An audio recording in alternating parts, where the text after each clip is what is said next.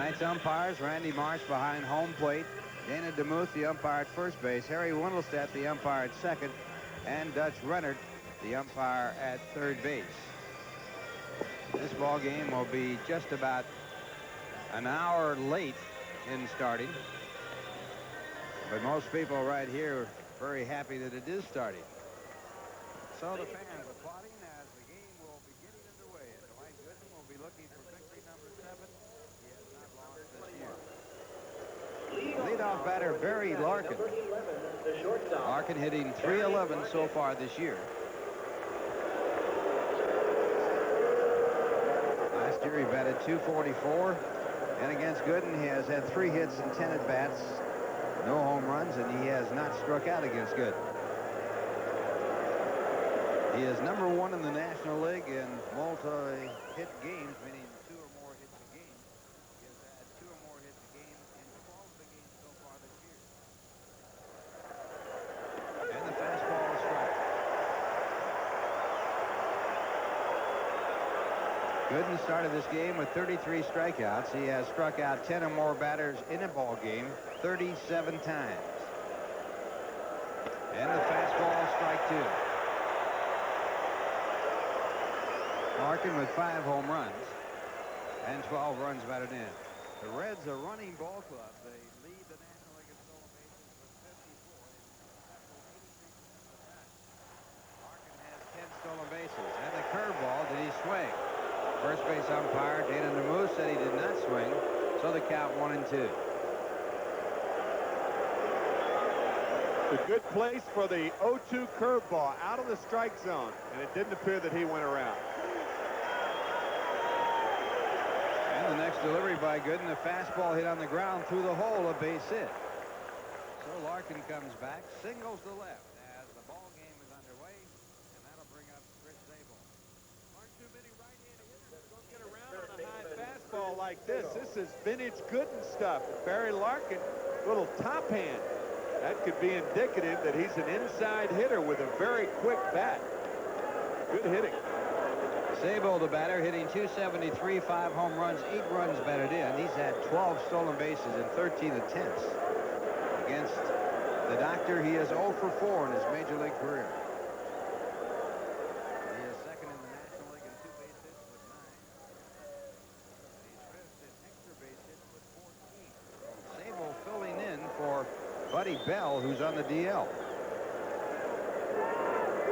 And doing a fine job. Runner goes on the first pitch. No throw by Carter, and it's strike 1. So the Reds immediately go into action as Larkin picks up a stolen base. Cincinnati with 8 stolen bases last weekend, plus a balk against the Mets. They had 6 in one game off Sid Fernandez and waste no time stealing second off Gooden. Stolen base number 11 for Barry Larkin. Puts a runner in scoring position. A 1-strike count to Zabel. And Gooden back, missing with a fastball. 1 ball, 1 strike.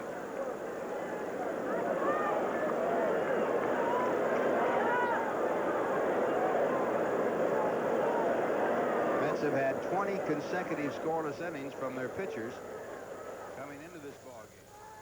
Earlier this year, they had 30 consecutive scoreless innings.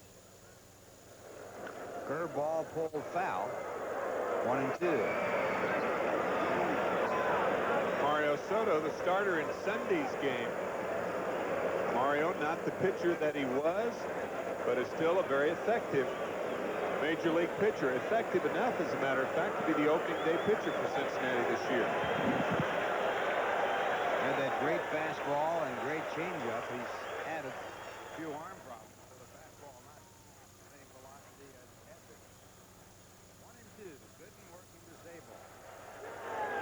And the fastball. 2 balls, 2 strikes. Gooden wants a new ball. Well, this is tight and close. Zabel ought to be used to those close shaves. He was a goalie in hockey and a good one. Those are prescription glasses. He's been wearing those types of glasses for 15 years. Play on at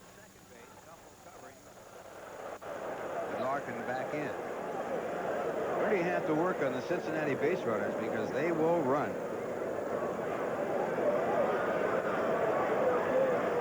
They have a combination of speed and power.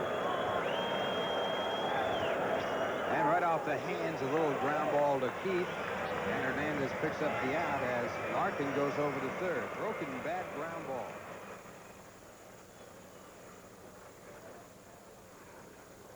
Bravo's intent now is not to hit the ball to the right side, but he did have a productive at bat in that he moved Larkin to third base with an out. So the value of putting the bat on the ball on the ground with a runner at second and nobody out puts Larkin at third and one out. And it brings up Cal Daniels. Daniels hitting .271, 5 home runs, 15 runs batted in. And against Dwight Gooden, he is 1 for 4 with a home run. That is his lifetime average against Dwight. 250. And the curveball is strike.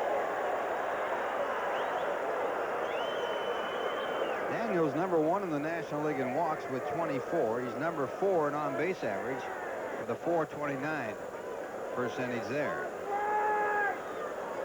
Last year hit .334 for the Cincinnati Reds. 26 home runs. And the curveball fouled, strike 2. Gooden and Carter remembering the 3-2 curveball that they struck Cal Daniels out on his first at bat in Cincinnati. 2 straight curves tonight. Good time for the high rider inside.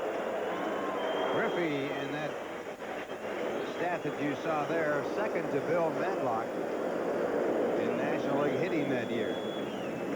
Lost the title on the last day of the season when Madlock went 4 for 4. And the fastball for a ball, 1-2. Again, Gooden wants another ball.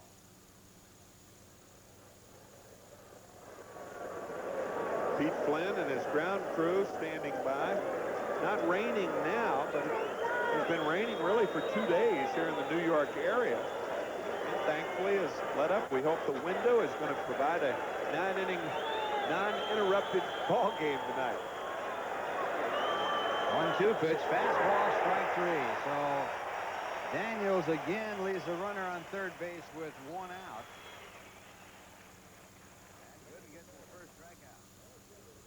Well, Dwight Gooden did not strike Daniels out on this pitch. He struck him out on the first 2 pitches. You implant the curveball in a hitter's mind. Cal obviously remembering that 3-2 hook that he got to strike out last time. And that's what you got to do from series to series, at-bat to at-bat. Remember what you threw a guy, and Cal certainly appeared to be looking for the breaking ball there. And Paul O'Neill, the batter. O'Neill hitting 4th in place of Eric Davis. O'Neill hitting .237 with 1 home run, 6 runs batted in.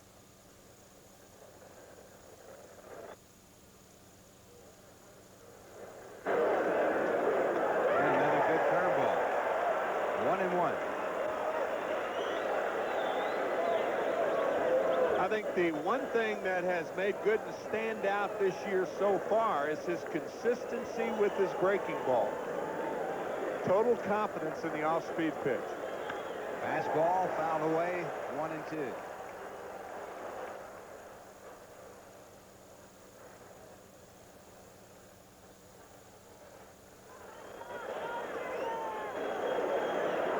One ball, 2 strikes.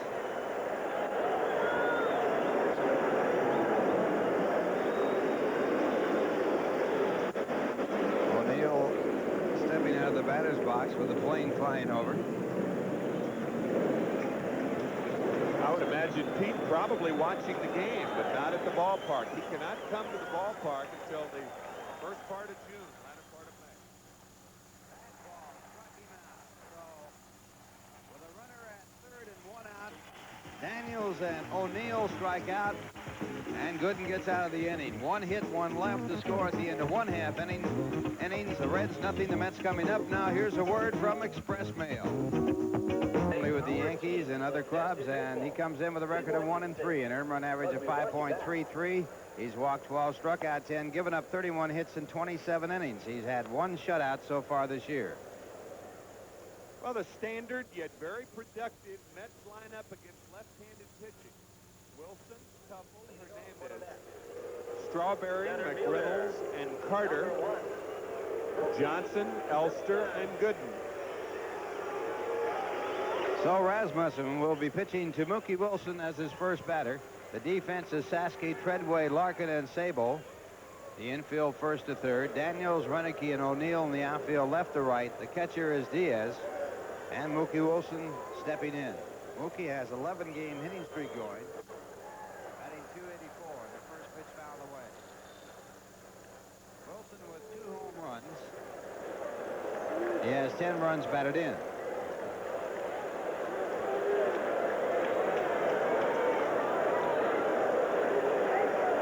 One strike to count. And the big slow curveball, 1-1. Rasmussen last year with the Yankees was 9-7. He also pitched at Columbus, was 1-0. And for the Reds, he was 4-1.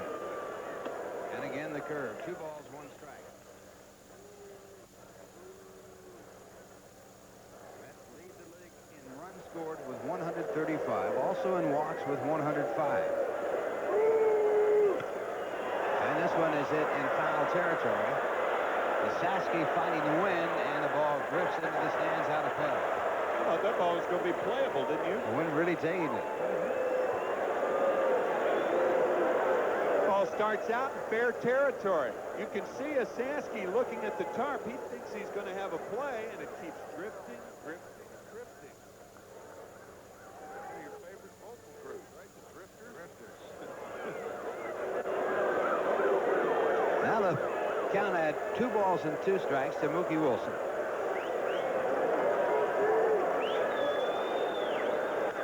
And Mookie fouls off a fastball.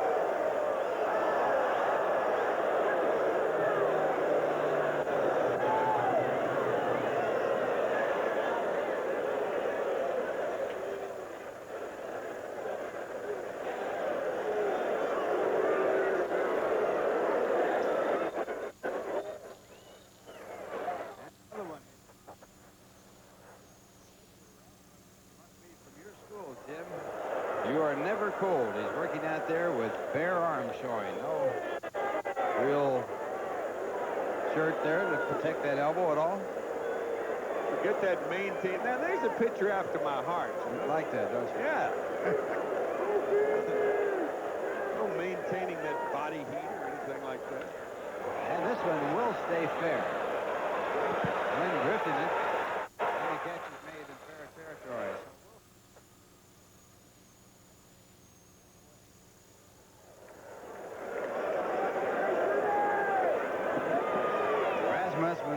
Rasmussen will be pitching to Tim Tuffle as his next batter. Tuffle hitting .213. 2 home runs, 10 runs batted in.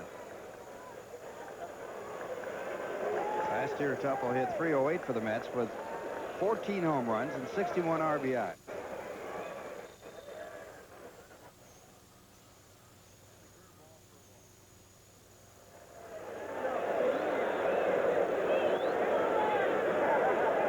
Rasmussen's grandfather played in the major leagues, mainly for the Pittsburgh Pirates, also had a stint with the Boston Braves. Bill Brubaker.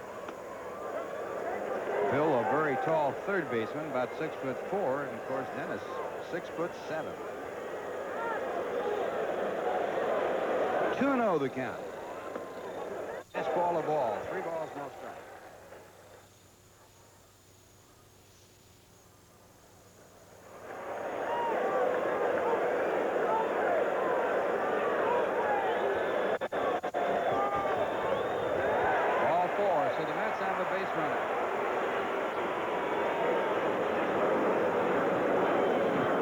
Rasmussen has walked 13 now and working a total of 27 innings. But more importantly, he struck out only 10. You know, if a hitter, for example, if he strikes out 100 times, that's a good ratio. You'll take that. You don't want a hitter striking out 100 times and walking 25 times. That is true.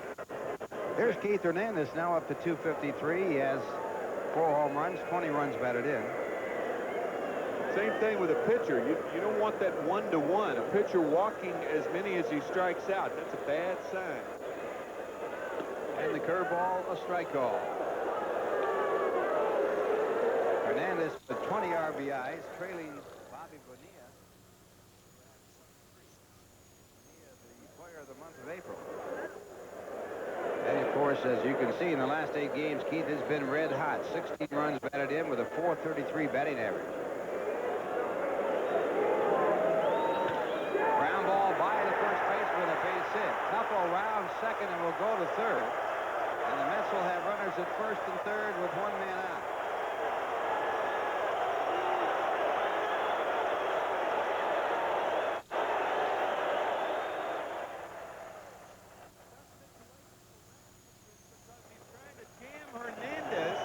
With Teufel being held at first, and because of that, Keith gets one of those trickle-through base hits. 38 hopper through on the right side, and the Mets are threatening. Now the batter will be Darryl Strawberry. Darryl hitting .341, 8 home runs, 15 runs batted in.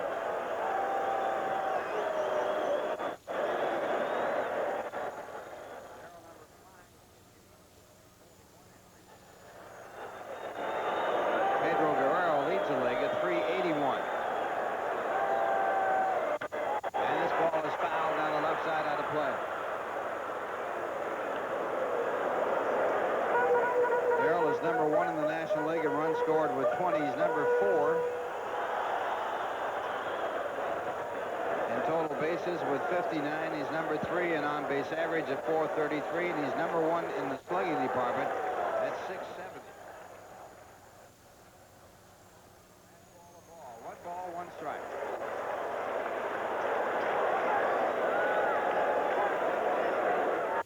Average of .261 with 14 home runs and 32 runs batted in. This is the anniversary of his breaking into the major leagues. Willie Mays' birthday. Willie, 57 years of age. And the count of 2-1 as Rasmussen works to Darryl Strawberry. And Darryl broke in against the Cincinnati Reds. He broke in against the starting pitcher on Sunday, Mario Soto, and struck out 3 out of his 4 times up.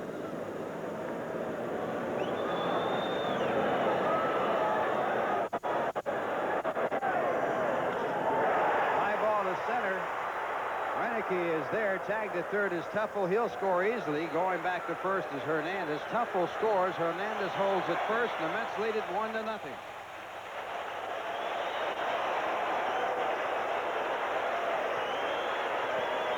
Number 22. Ralph, and I know you feel it too, that every time Darryl gets a ball in the air now, the crowd thinks it's a home run. He hit that ball off the end of the bat, but still deep enough for the sac fly.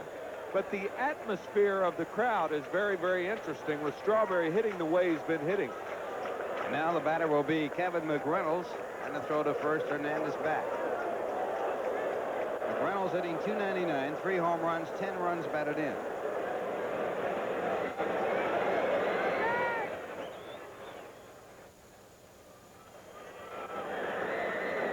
Off-speed pitch, a ball.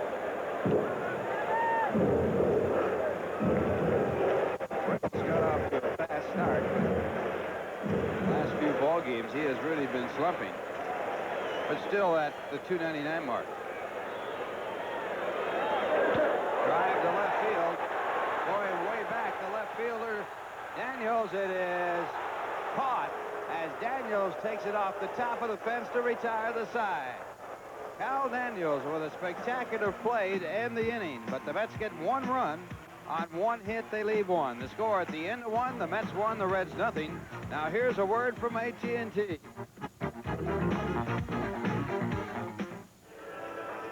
Cal Daniels almost took a home run away from Howard Johnson last Sunday afternoon in Cincinnati. And here takes a home run away from Kevin McReynolds. And it would have been a 2-run homer. So Cal Daniels leaping, great leaping ability, and he's sitting next to a guy with the best leaping ability per inch, I guess you'd say, in this league. Eric Davis, who took 4 home runs away from hitters last year. 2 from Jack Clark. 1 from Darryl Starberry. And now it'll be Nick Esaski to hit against Dwight Gooden here in the top of the second. Esaski hitting .267, 4 home runs, 14 RBIs, and a fastball to call strike. Esaski against Dwight Gooden is 0 for 6 in his major league career, and he has struck out 5 of the 6 times he has faced him.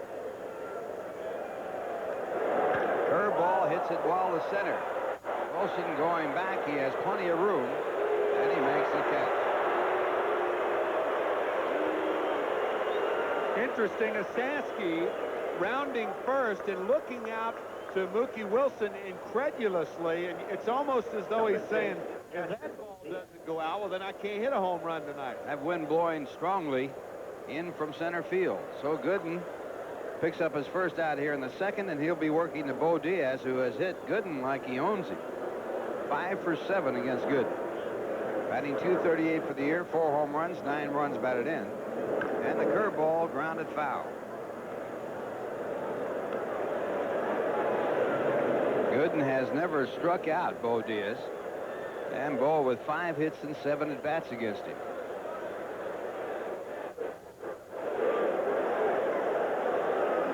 Mets leading 1-0. 1 man out. We're in the top of the second inning. Mets able to cash a runner from third on the sacrifice fly. The Reds had the same opportunity in the first and couldn't do it. And a good curveball. Strike 2.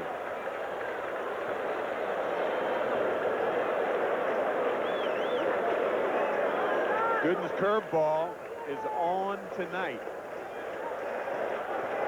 There it is again. It's topped out toward third on throw for a base hit. And now Diaz is 6 for 8 against Dwight Gooden. He can talk about that for the rest of his life. I don't think Howard Johnson saw that ball real well. He gets a late jump. Batting 7th and playing center field, number 39. This ball looked like it's in the position. He got a late jump on that ball. Sometimes a ball will come out of the shirts of the fans in the stands, either a line drive or a ground ball, and you don't get that little extra jump that you would ordinarily get. And it brings up Ron Renneke, who was inserted in the ball game at the last minute. Renneke hitting .400. He's had 2 hits and 5 at-bats. Renneke was not with the Reds when the Mets played the Reds in Cincinnati last weekend. And the curveball, a strike.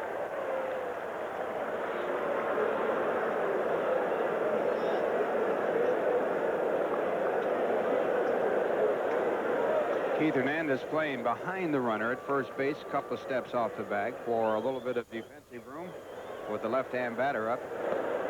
Fastball for a ball, 1 ball, 1 strike.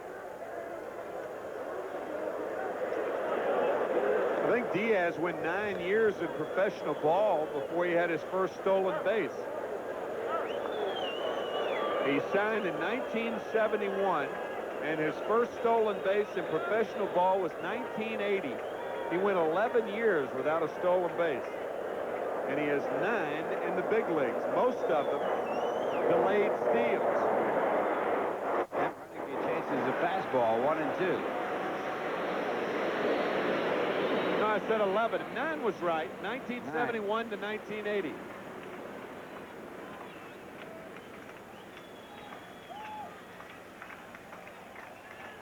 Reds had a stolen base in the first inning, and after a single by Larkin, he made the steal of second, went to third with 1 man out, and then Gooden struck out Daniels and O'Neill. So the foul ball, and the count 1-2.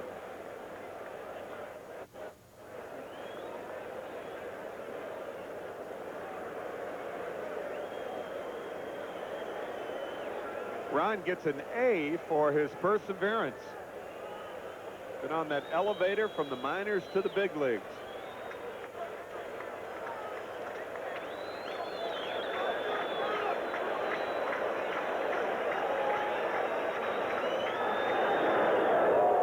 Little chin music there. The ball gets away from Carter, but Diaz stays at first base. Well, it's a tune that most hitters don't like. You can't blame them. Good play by Carter, alertly getting on that ball, and the ball not rolling far enough for Diaz to go to second. That puts the count at 2-2.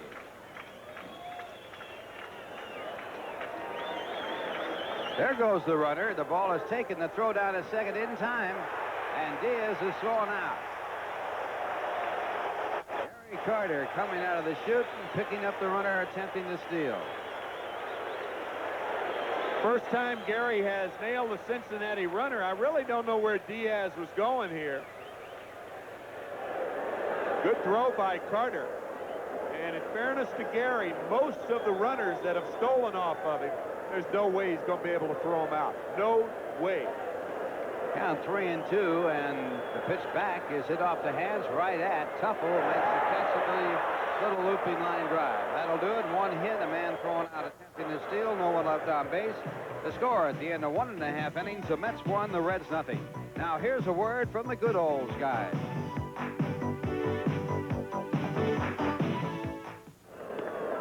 We're going out of the bottom of the second inning.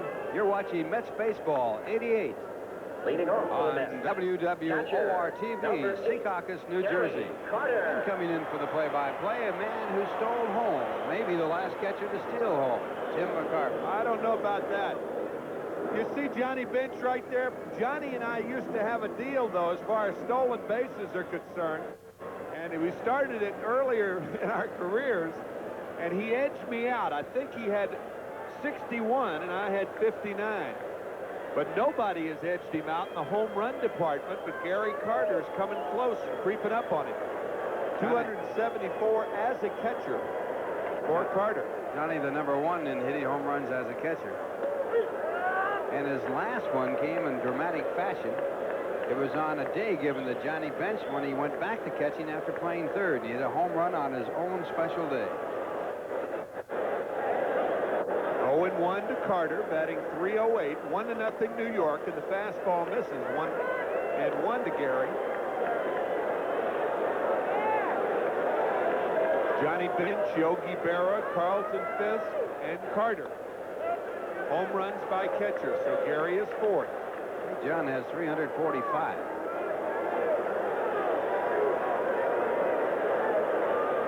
Two and one to Carter.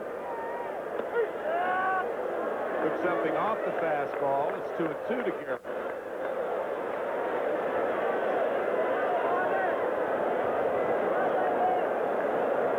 Hey, what Rasmussen has been traded for some outstanding players.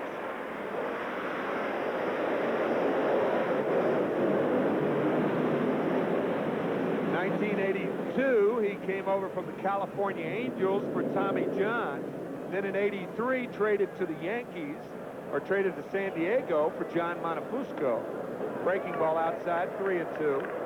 And at the end of 1984, he was traded back to the Yankees for Greg Nettles. So Tommy John, John Montefusco, and Greg Nettles. Swing and miss. Carter goes down. Strikeout #1 for Rasmussen, 1 away. He also came to the Reds for Bill Gullickson. Yeah. A good pitcher. And now pitching in Japan. The Yankees lost it. Here's that last pitch. Carter going for a breaking ball down low. And unhappy for chasing the pitch out of the strike zone. First strikeout for Rasmussen. Howard Johnson, the batter. Hojo batting only .200, but he has been on base. His on-base percentage is good. He's third in bases on balls in the National League. And he's had 4 home runs in his last 11 games, and the curveball is high. What did Joe Garagiola say? That he was traded for a player to be named later more times than anybody? Walk around his life as the player to be named later, right?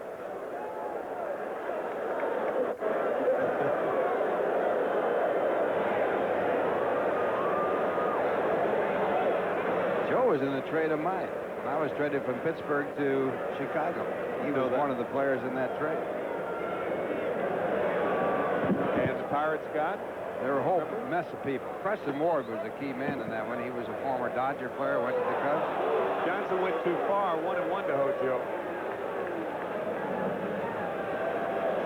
Here's the last pitch. Hojo trying to hold up, but he went too far. He got a pretty good stop on the bat, but it went around too far, and first base umpire Dana DeMuth said, yes, strike.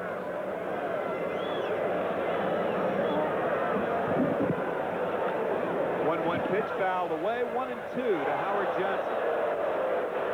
1-0 New York.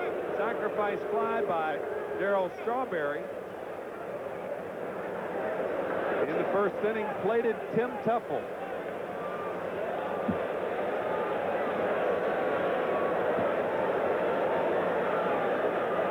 Teufel had walked. He went to third on a single by Keith Hernandez. And that's the only scoring so far. This game delayed 50 minutes by rain. Curveball outside, 2-2 to Hojo.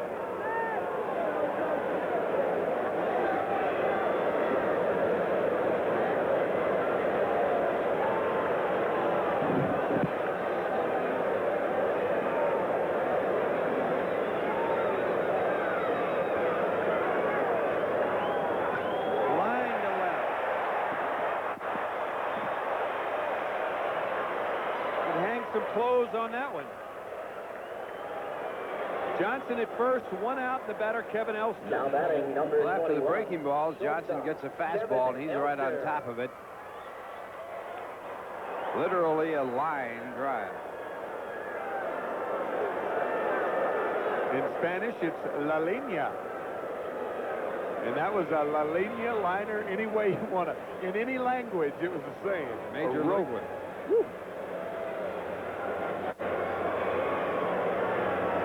Kevin Elster feeling more at home every day at shortstop and at the plate. Takes ball 1.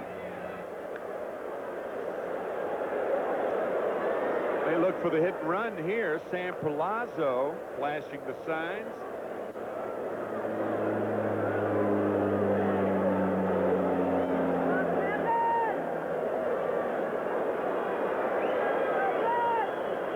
There goes Johnson. Fastball is a strike. The throw not in time. Howard got a late break on this one and still manages to steal the base. His 4 stolen base in 5 attempts. Last year he had 32, and he got a bad jump, but he still makes it the throw. Look at that late start. Ball's in the dirt down to second as the shortstop Larkin has to come up with it. Going away from the sliding runner. 1-1 to Kevin Elster. Johnson at second with 1 out. 1-0 New York. Swings and misses. 1-2. I was a teammate of Pete Rose's in 1979, and when I first went into broadcasting my first year, I was feeling my way around. And Pete wanted to help me out with the signs. He said, I'll give you the steal sign. I said, fine. Got it. Larry Boa missed it 4 times in a row. I'm telling everybody, well, he's certainly going now. Boa missed it 4 times in a row. And I told Pete after that 4th time, I said, I don't want it anymore. I thought he was intentionally giving me the wrong sign. 2-2 to Elster. We had that happen to us when I was playing for Pittsburgh. Turkey Nick Hall was the third baseman then. Later on became an outstanding pitcher. He was on first base. We were playing in Ebbets Field, and Billy Meyer, our manager, gave him a steal sign. He didn't go. 3-2 to Elster. Campanella pitched out. He didn't run. Gave it to him again, and again Campanella pitched out. They had our signs. It wasn't very complicated. He didn't go again. Finally, he never did go. Finally, they got the inning over, and he came into the dugout. Billy Meyer said, why didn't you go? He said, didn't you get the sign? He said, yeah, I got it, so why didn't you go? He said, I didn't think you meant it. Sounds like from that story that they had the signs more than you did. We didn't, yeah. That's a double agent, isn't it? That's right. When the other team can get the signs, but you can't. 3-2 pitch. Fouled and cued into or near the dugout.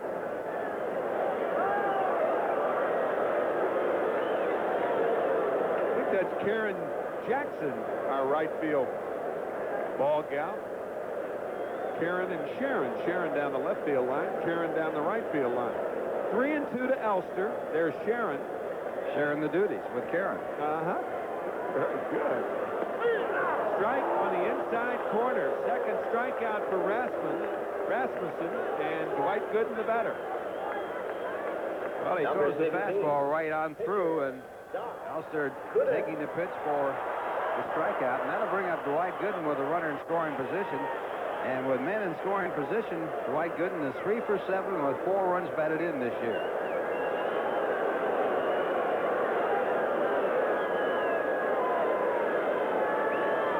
Curveball fouled away, 0-1 to Dwight. Pretty good respect when they start him off with the curveball.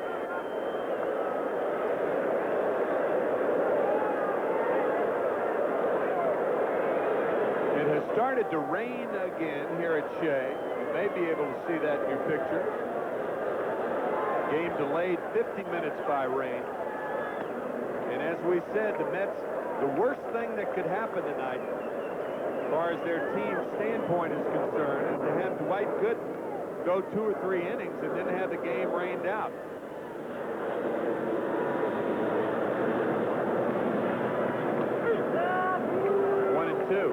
That happened to the Mets with Dwight Gooden in Atlanta in a game that finally ended at 3:55 the next day. 3:55 in the morning. Yeah, they lost Gooden, but they finished the game. I guess you could say that. July 4th and 5th of '85. They say history repeats itself. Well, Dennis Rasmussen, I don't know if he's ever done it before, but he strikes out the side. Stranding Johnson at second. It's 1-0 New York after 2, and we're back after this from Mobile. The Reds of Cincinnati here in the top of the third with the Mets leading 1-0. Jeff batting .243. 7 doubles to his credit. A couple of stolen bases. Outside fastball, ball 1. Jeff broke in with a bang last year. He played 21 games with Cincinnati, batting .333, and he hit in 17 of those 21. Fly ball center field, it's shallow. Wilson makes the catch, 1 away, and the batter Dennis Rasmussen. Gooden has struck out 2, he has walked no one. 2 base hits of similar kind in the left field. 2 ground balls from 2 right-handed hitters. Both counts 1 and 2, as a matter of fact. Dennis 1 for 10 on the year. Met outfield shallow and around toward left. And a liner up the middle by Wilson in center. Rasmussen's going to have a double, and the Mets are fortunate that the outfield grass is wet. Otherwise, he's on the third base. How about that? This is only his second hit in 11 at-bats, and I want to say he really hit a line drive. This ball is by Mookie before he can really take more than a few steps. Look at this. And as Tim pointed out, the grass is slow, very wet. The ball doesn't roll to the fence. Otherwise, he would have surely had a triple. So Rasmussen back to the National League again. Once again, how that low fastball is a lot easier to handle off Gooden than that cheese upstairs. Reds now with 3 hits. They trail 1-0. One of those hits obtained by Barry Larkin in the first. Barry stole second. He was moved to third on a Chris Sabo ground out. But then Gooden struck out Daniels and Paul O'Neill to end the inning without a run being scored. 1-0 New York.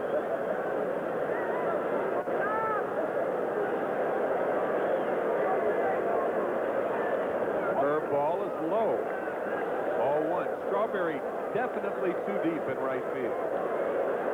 Respect Larkin's power to left field, but you can see Darrell way too deep. When a right-handed hitter hits the ball the other way, usually he's hitting with his arms. Try to position yourself to where he can't hit the line drive over your head. Maybe a fly ball, but on a fly ball, you're going to get back and field it. High, ball 2. 2-0. Also, we've discovered earlier in the ball game on 2 balls hit very well, the ball was not carrying to the outfield. Right. Cal Daniels took a home run away from Kevin McReynolds, the ball that would normally have been a home run by a pretty good distance. And Nick Ostaski of the Reds to lead off the second inning. Drill one deep to center, but Mookie was there. The ball not carrying well. 1 out, 1 on. 2-0 to Barry Larkin.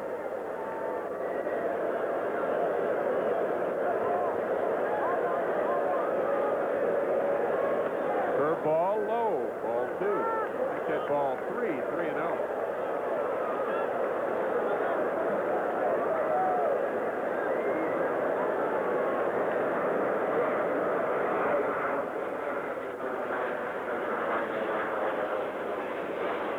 In the second quarter, the Boston Celtics 35, the Knicks are 28.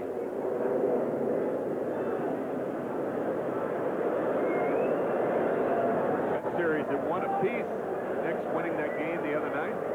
There's a strike to Larkin, 3-1 to Barry.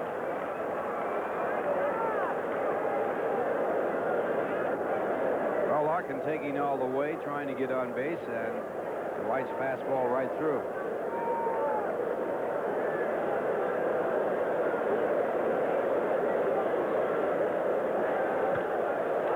Fouls at that. So it's 3-2 to Barry Larkin. Look for curveball here if you're Larkin. Dwight Gooden, if you've been watching him this year, will throw a curveball on 3-2 counts. Tough hitting position. The reason I said that, he threw that 2-0 breaking ball, and he's had such good luck with his curveball that maybe he and Carter will go to it here. We'll see. Curveball, see you later. Strikeout number 3 for Gooden and the batter, Chris Sabo. Well, that's a major league pitch. 3-2, and this big curveball right there for strike 3. Third strikeout for Dwight Gooden. His first on a curveball tonight against Cincinnati. His last time out, he struck out 6 batters, all on curveballs.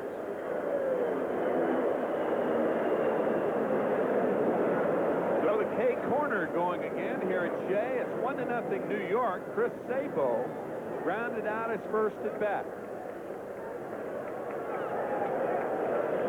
Chris with 14 extra base hits.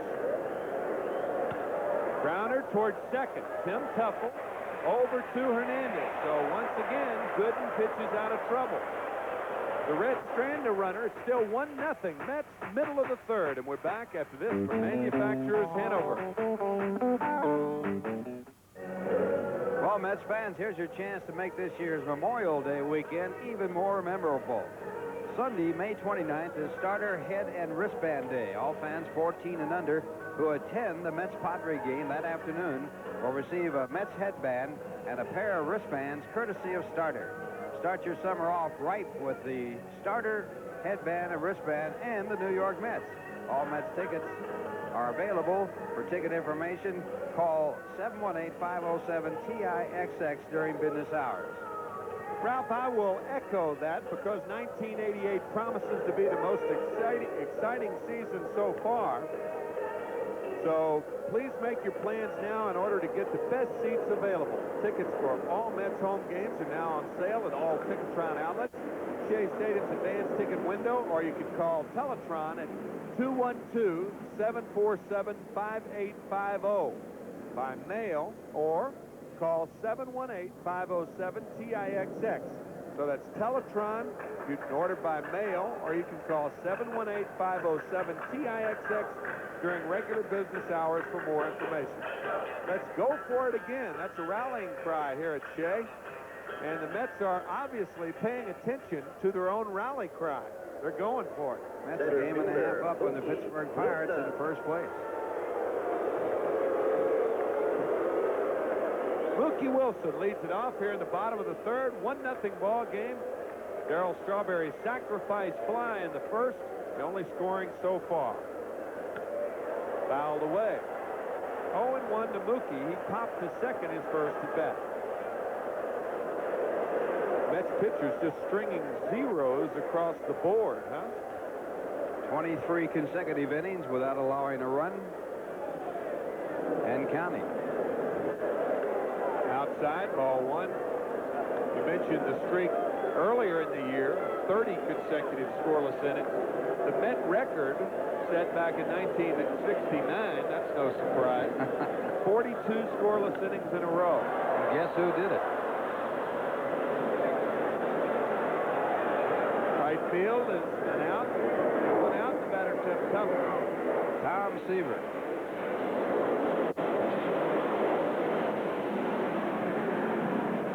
He had the complete game record, right? Right. Gooden's got 4 to do that. He's had 4 in a row. But Second baseman. as far as the shutout innings, 42 consecutive. uh-huh.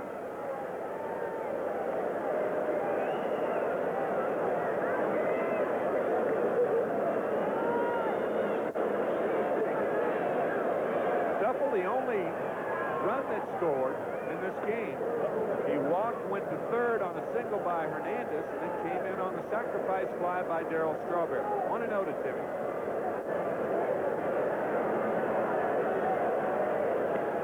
Ball 2. Tim has yet to see a strike. He walked on 4 pitches his first time up. Ground ball, base hit up the middle. So Tim Teufel continues to come around. He's down 9 for his last 25.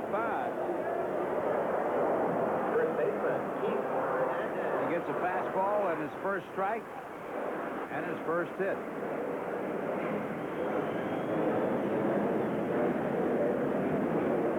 So Teufel at first base with 1 out, and the batter Keith Hernandez.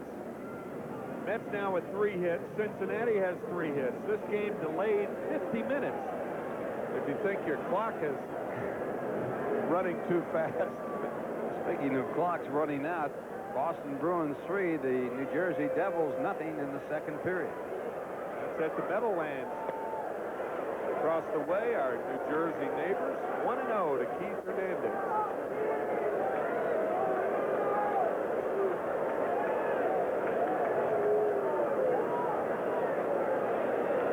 Well, the Devils have gone farther than anyone has ever expected anyway.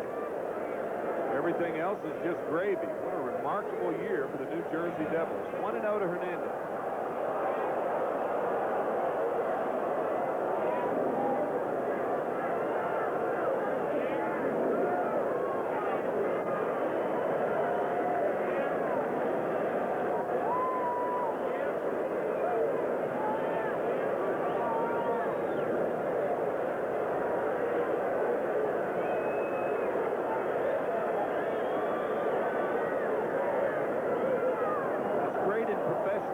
Or amateur sports when you see 5 young players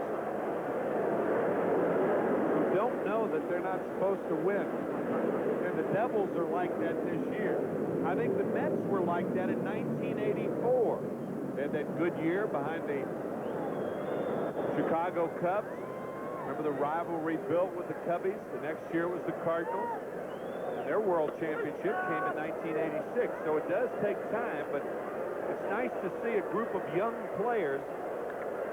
They don't believe anybody saying that they're too young. They just go out and win. 1-1 to Hernandez. So far, the Pittsburgh Pirates are doing that. Yeah, that's right. That's exactly right. 27 of their last 38 to end the year last year. Outside of Hernandez, 2 balls in the strike to keep. They won 17 and lost only 6 of their first 23 games this year, then ran into the Dodgers and lost 3 straight in L.A. The Dodgers leading the Cardinals tonight behind Fernando Valenzuela at St. Louis. 1-0 ball game. 2 balls and a strike to Hernandez. The hit and run may be on here. See if Teufel runs.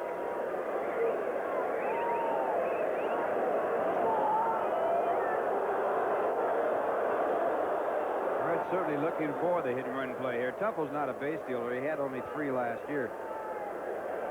But Keith Hernandez, a fine hit and run man.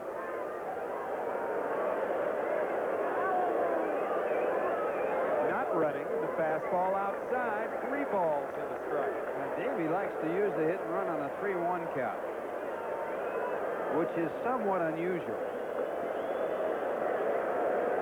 3-1 count considered to be a hitter's count, and you let that hitter pick his spot and hit away. I agree. You don't want the distraction of a runner in that situation. There are a lot of managers who use that, however. There goes Tuffle. And it's popped up right side. Sabo back. Make that treadway, and he makes the play. So the second out of the inning recorded, and the batter, Darryl Strawberry. Right fielder, Darryl Strawberry. That's one of those situations that everybody is not going to agree with. The reason I agree with you is I think the distraction of the runner takes something away from the hitter in that situation. Even though Keith is a very experienced hitter in that spot, with the runner going, you have in the back of your mind to protect him. And you might go for a bad pitch. Swing and a miss, 0-1. Or you might go for a strike that's not your strike. Right. It might be a high strike in that particular instance. Hernandez is not a high ball hitter, especially against left-handed pitching. So he may have gone for a high strike that he normally wouldn't have swung at in a 3-1 situation. Takes the bat away from the hitter to some degree. Yeah. Tommy Helms in his 5th ball game, sitting next to Scott Breeden, the pitching coach for Cincinnati. Pete Rose appealed today in front of the executive committee, and there's your Celtic score. Executive committee turned down the appeal, and Bart Giamatti's suspension stands. This one lifted to center, back broke Renicky, and now in, and he makes the play. No runs, a hit, and 1 left. It's 1-0 New York after 3, and we're back after this from Budweiser.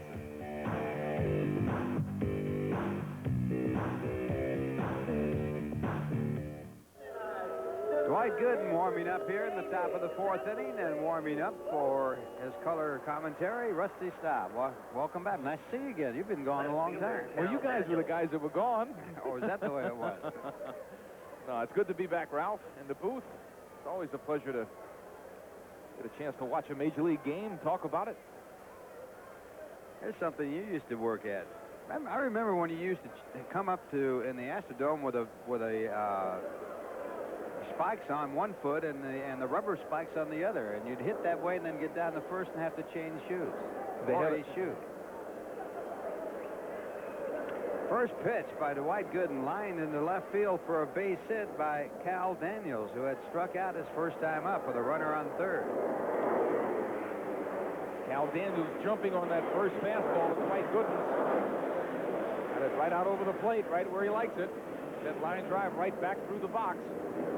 In reference to what you were talking about, Ralph, there was a lot of clay in that Dome Stadium batter's box, and I had pulled my hamstring rounding 3rd base. In those days, they had mud on the infield. It wasn't like they had just the little islands of bases where you had mud around the bases.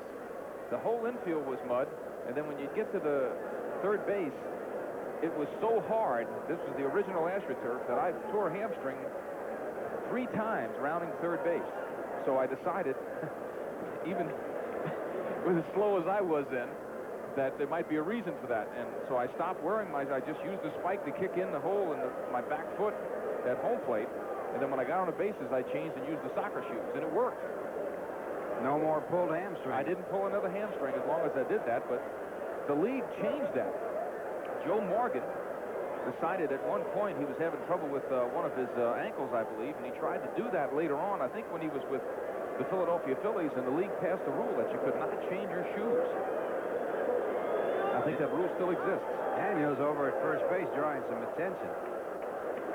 He has 7 stolen bases in 9 attempts, and the Reds have had 1 stolen base already in this ballgame. Well, there's absolutely no doubt that they came into Shea Stadium with Dwight Gooden pitching, realizing that if they got people on base, they were going to have to be aggressive. Gooden does not move to first base poorly, but his move to home plate takes a long time. Gary Carter's been throwing better than he has in a long time, but the length of time for Gooden to get that ball to the plate is just, you know, maybe a step too long, and the Reds are trying to take advantage of it. Certainly, if you're going to get to Dwight Gooden and you get on base, you got to put as much pressure on each time as you can, I think. Well, you don't get that many opportunities, and when you have one, you have to take advantage of it. Bruins 4, Devils nothing in the second period. Paul O'Neill, the batter. Paul also struck out his first time up. Again over to first. When Gooden first came to the major leagues, he had a very poor move to first. That was understandable because he never had anybody on base. He was striking out about 350 a year. He has developed a good move to first, as Rusty pointed out, but power pitchers in delivering home take a little more time. A good example would be Nolan Ryan, who takes a lot of time throwing home. You don't need much when you're a base runner today.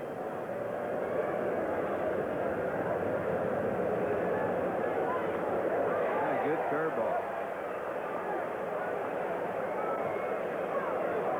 O'Neill hitting in the cleanup position when Eric Davis was scratched at the last minute because of a stiff neck.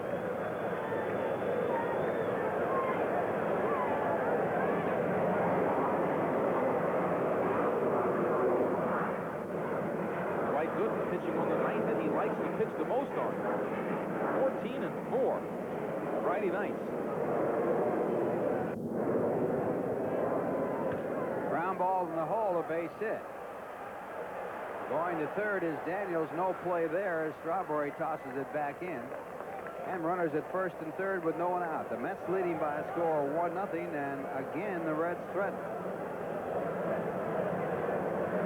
O'Neill gets that curveball. It's out over the plate this time. He's a little bit out front, but he gets enough on the ball to hit it right in between the hole, between first and second base. Certainly Tupper was shading toward second base, looking for the double play. Runners at first and third, no one out, and Nick Osaski the batter. Fifth base hit given up by Gooden.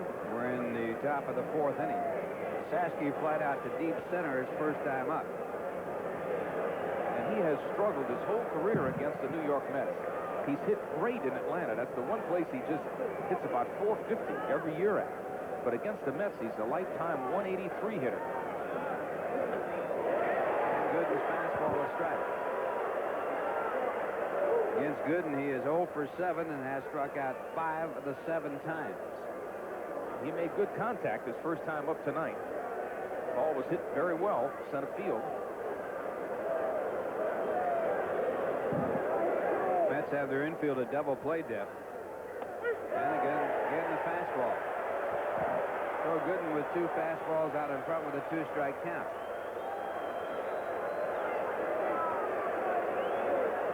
Fastball up and in, he swings and misses. He catches the outside corner of another fastball. When you're a hitter now, you know he's getting the curveball over. Boy, you're in trouble. You don't know what to look for. Get a little defensive right here, doesn't it? You better. Choke up a little bit. Inside out, try to get that run in. Fastball hit down to Keith. He holds the runner at third and picks up the play at first. And on the play, O'Neill goes down to second. So the Mets playing a little bit like they were in the 9th inning of this ball game with the threat of rain. They did not want that runner to score from third, and Keith picked up the out at first. This game is brought to you in part by your Lincoln Mercury dealers and by Tropicana. Certainly the rain is a factor right now. I think Keith Hernandez with Nick Osaski running could have got a double play on that ball, but he would have given up the run. That certainly had to be a thought in Keith's mind because he did have a shot at 2. If he had gone for the double play, the run would have scored. Daniels was down the line a bit. Now the batter is Bo Diaz, who has hit Gooden better than anybody. 6 for 8 against Dwight Gooden in his major league career. And as opposed to Osaski before him, he has really hit the Mets very well his whole career. in the National League, obviously, with Philadelphia and here in Cincinnati. 326 lifetime hitter against the New York Mets.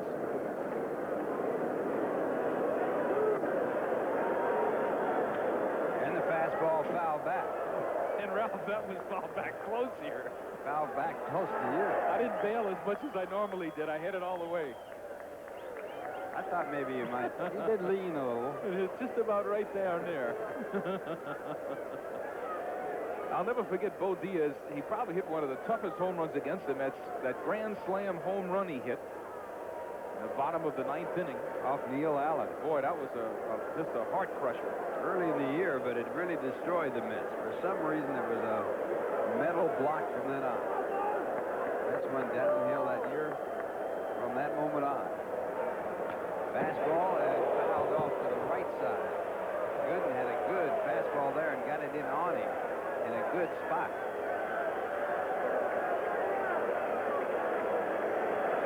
Gooden had a runner at third with one man out in the first inning, struck out Daniels and O'Neill. Now with runners at first and third with no one out, he has picked up an out, and the runners are now at second and third with one out. The Mets are playing deep in the infield. They are conceding a run on a ground out. They have to play back to keep that go-ahead run at second base from scoring with the infield in. And a swing and a miss, and Gooden strikes out Bo Diaz for the first time in 8 at-bats. That could be a big one. The great pitchers always have a way to reach back and find something when they need it. You're going to see it right here. A fastball that is a strike. That's not a ball. It's a strike pitch. He throws it so hard it goes by Bo Diaz, and he gets the strikeout with men on second and third. One out. They do not take advantage of that second and third situation. Now with 2 men out, the batter will be Ron Renneke. Renneke popped up to the second baseman his first time up, and he takes a fastball, strike one. Renneke just called up from Nashville. In his first game, he went 2 hits in the game with 3 runs batted in. Curveball, strike two.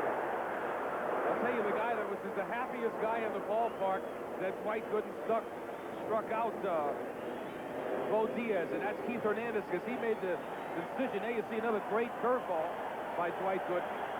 Hernandez made that decision, and it worked out right so far. 2-strike pitch, and it's bounced out to second. Temple has it. They pick up the out, and Gooden gets out of the jam. Runners at first and third with nobody out, and they do not score.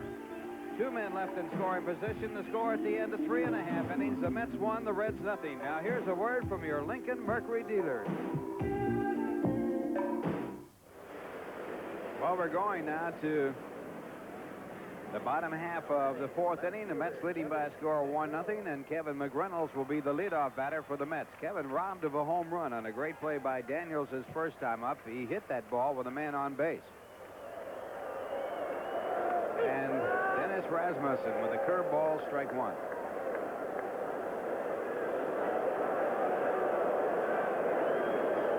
You see that 5 for 32. He's been struggling.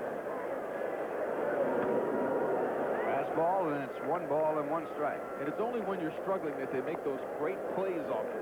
That was really an outstanding play by Cal Daniels. That ball would have been a home run. Fastball again, and the count 2-1. Mets have 1 run on 3 hits. The Reds have no runs on 5. The Reds have had a hit in every inning against Dwight Gooden. And they have left a runner at third with no one out and a runner at third with 1 man out twice. And a high pop up into right field. O'Neill makes the catch, 1 away. The Nissan National League scoreboard. Philadelphia over Atlanta 7-3. Catcher, Cubbies over San Francisco 3-2. All tied up in the 10th. San Diego at Pittsburgh. In Montreal, Houston's behind 4-3, bottom of the 7th, and at the top of the 5th, Los Angeles 4, St. Louis 1. And the batter for the Mets will be Gary Carter. Carter struck out swinging at a curveball his first time up.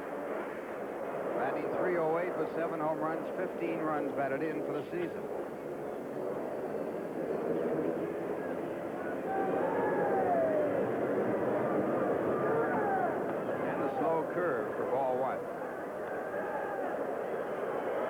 Manslaughter coming up on that 300th home run. Let's ask Ralph how he felt when he was coming up on that, if he put pressure on himself. Just count him, that's all. Don't put pressure on him. I agree. It's just a little difficult sometimes, though, when you're getting to one of those marks to not give a little extra effort to try to get there. You normally get in trouble if you do, though. This ball hit the center field. Renicky, the center fielder. 2 men away. Look at the Nissan American League scoreboard. Chicago at Baltimore was postponed. Minnesota had Boston 2-0 in the fifth. Kansas City, Milwaukee all tied up in the fourth. Also in the fourth, Texas 1 run over the Yankees.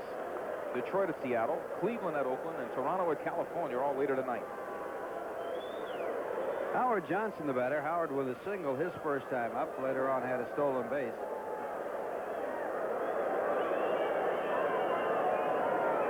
Johnson now hitting .209 for the year as Rasmussen starts him off for ball 1.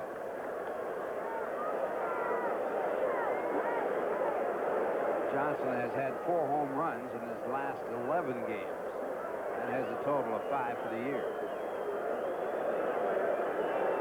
Had 36 home runs last season.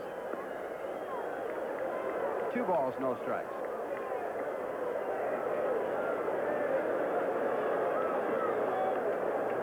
You know, talking about pressure and what have you, I think you and I both had about the same thought about hitting. I tried to make it as precision-like as I could every time I went up, not do anything different.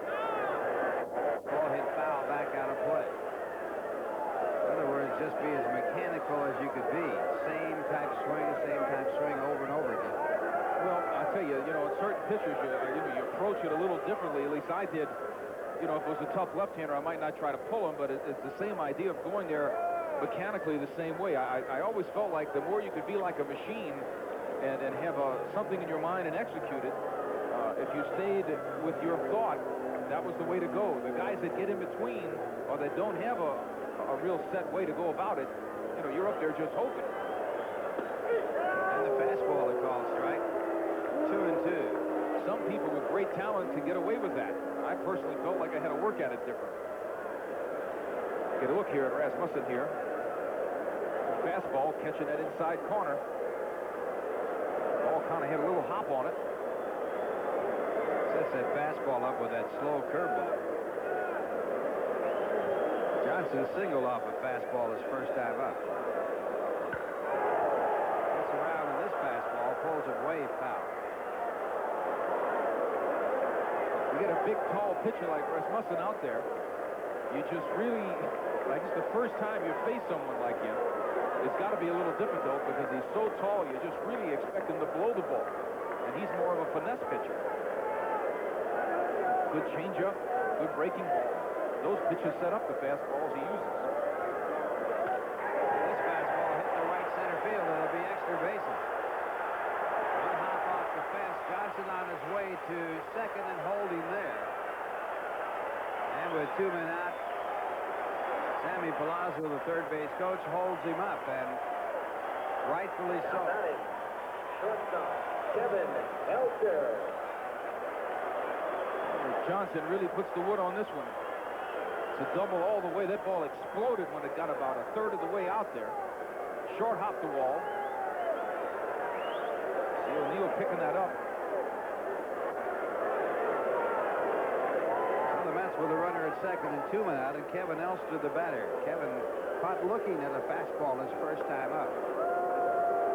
Tommy Helms, the manager of the Cincinnati Reds, and he'll manage throughout the rest of this month. They're going to walk Elster to get to the pitcher, Dwight Gooden.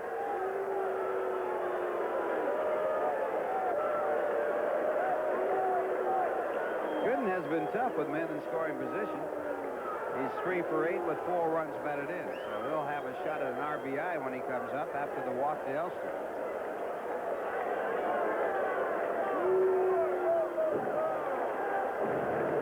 Second walk given up by Rasmussen. The first was to Tim Tuffle, and Tuffle scored the only run of the ballgame after that walk on a sacrifice fly by Darryl Strawberry.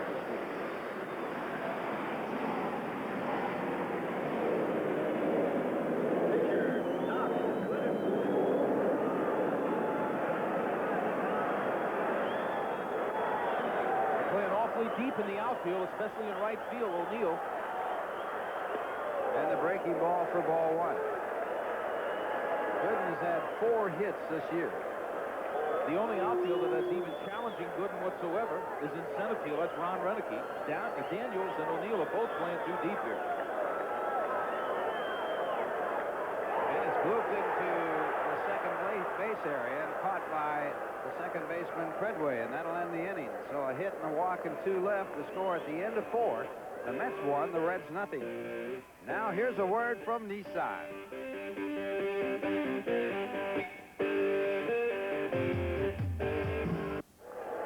Dwight Gooden getting set for the top of the 5th. Mets leading by a score of 1-0. His first batter will be Jeff Treadway. Jeff starting the ball game hitting .243 with no home runs, 6 runs batted in. Flying out to center field his first time up. Reds about hit the Mets 5-4. And Gooden's curveball taken for ball 1. Johnson playing in close at third. And in the second period, the Bruins 5, the Devils 1. Fastball for ball 2.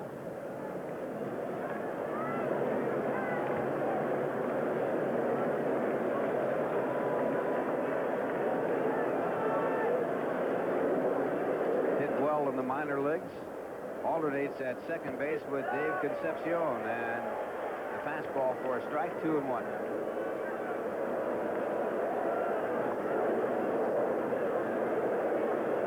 This game delayed about 50 minutes because of the rain, and now underway. We're in the top of the 5th. That's leading 1-0 on a run scored back in the first. One of the finest hitters, clutch hitters, for about 15 years, maybe longer than that. Tony Perez. 23 years in the major leagues. That's a good number, Ralph. You know something about that, don't you? 3-2 the count.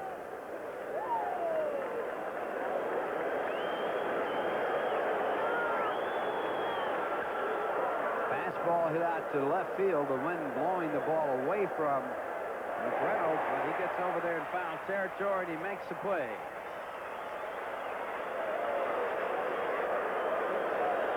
Good hustling by McReynolds on this ball. Doesn't give up on it. Ball appeared to be like when it was hit that it was going to go foul into the seats. But that wind is gusting all over the place in Shea, and you can never trust it. You have to go for the ball. And he certainly did on that play. So the out brings up Dennis Rasmussen, who lined the double by Mookie Wilson in center field his first time up. He really got all of it.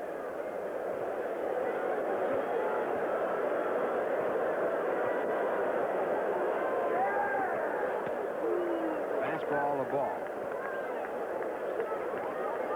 Gooden has struck out 4. He has not walked a batter.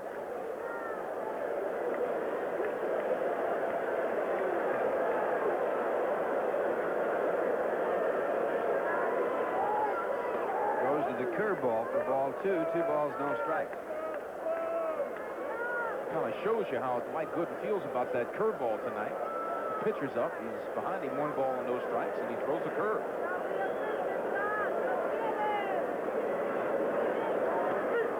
And the fastball was strike. 2-1. Dave Concepcion. Eric Davis with that stiff neck. You see it all wrapped up there. Ball, 2 balls, 2 strikes.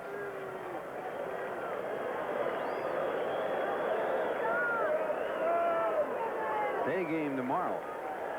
Got to be warmer than tonight. Supposed to be. Strike 3. Got him with a fastball. Gooden picks up his 5th strikeout.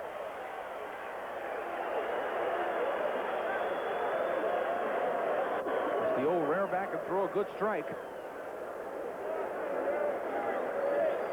Not a real tough location. Pretty good pitch to swing at. Just exploded too quick for the pitcher. So 2 men away, and Barry Larkin the batter. Larkin has singled and struck out in his 2 appearances.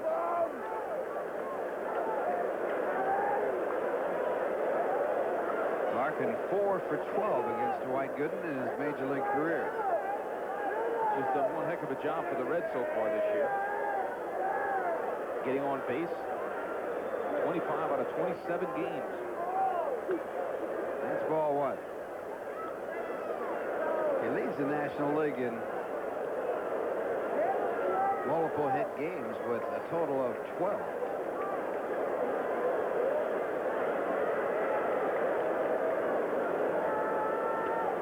Curveball and ball two. 2 balls, no strikes.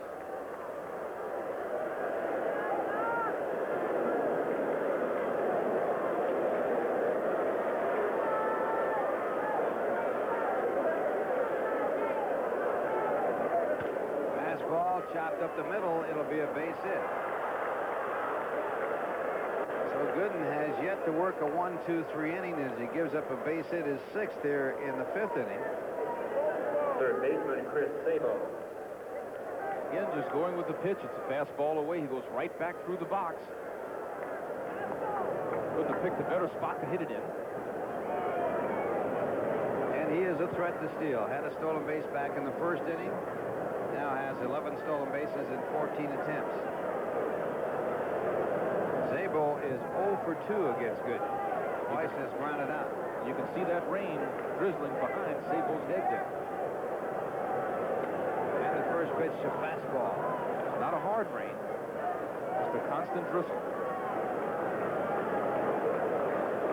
Mets leading 1-0, 2 men out, top of the 5th inning.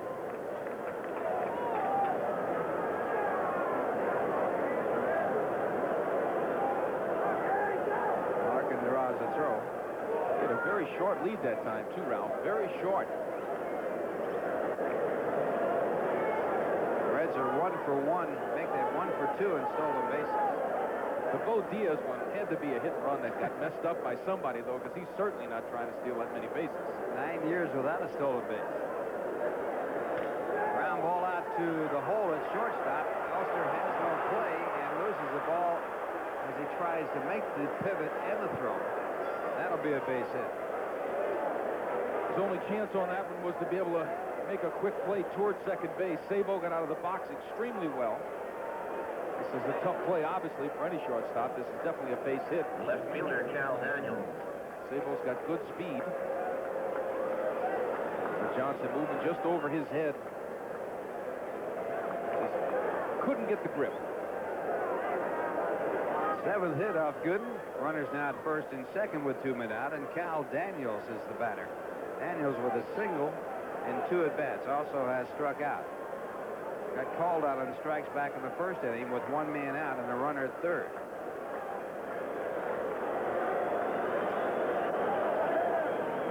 This is Daniels' 3rd shot at a run batted in.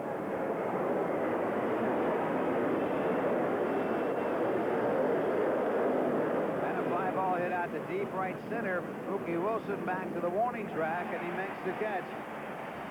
And once again, Gooden escapes without a run. 2 hits and 2 men left to score at the end of about 4.5 innings. The Mets won, the Reds nothing. Now here's a word from the good old guys. Mets leading 1-0. John Gooden working on the shutout. You're watching Mets baseball 88 on WWOR-TV, Secaucus, New Jersey. Well, Lenny Dykstra sitting it out as the left-hander works in the mound for the Cincinnati Reds, and Mookie Wilson will lead it off. Mookie playing in center field. Dennis Rasmussen on the mound, and the curveball taken for ball 1. Mookie 0 for 2 tonight. Brought 11-game hitting streak into this game. Hitting .275. He has the longest current hitting streak in the National League. 2 balls, no strikes.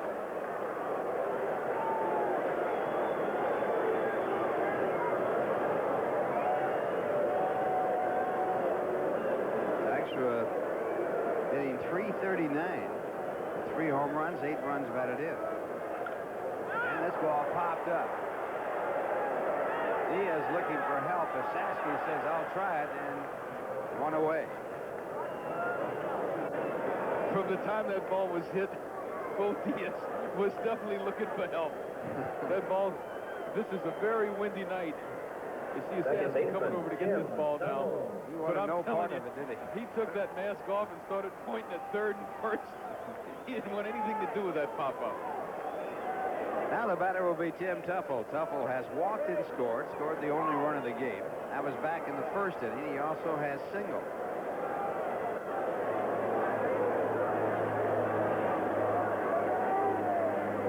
Mets with 4 hits, but leading 1-0.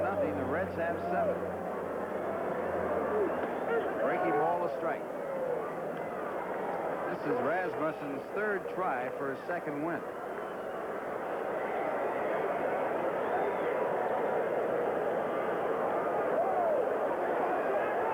Slop drop and the count 1 ball, 1 strike. This is the beginning of a 9-game road trip for the Cincinnati Reds. It's kind of unusual because the Mets are leaving on Sunday. They're going on a 2-week road trip. Usually when the East and the West, they kind of travel together. A little contrasting. Ground ball to third. Sabo with it.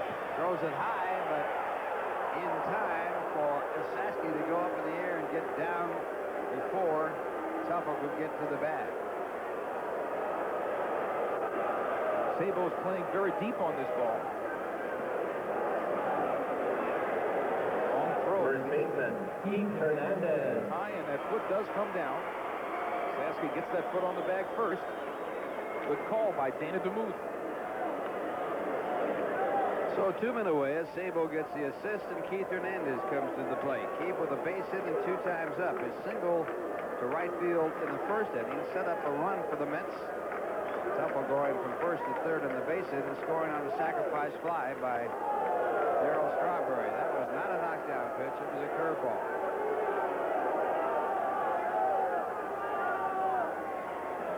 A big old high curveball that gets away from him a little bit. It is wet out. The constant drizzle, as we've told you. Sometimes you get a little wet-fingered.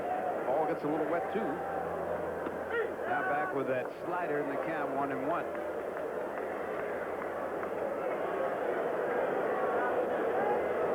Mets on that road trip will go to Houston, then to San Francisco, then to San Diego, and then to Los Angeles.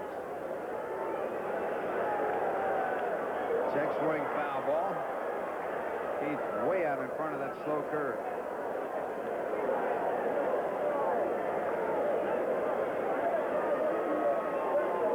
Staub will be making that trip to Houston, back to his hometown. Yes, well, my hometown is New Orleans, Louisiana, but Houston has been my residence now for about 26 years. Again, the curveball, 2-2, no swing. Dutch Rennert said he did not go far enough.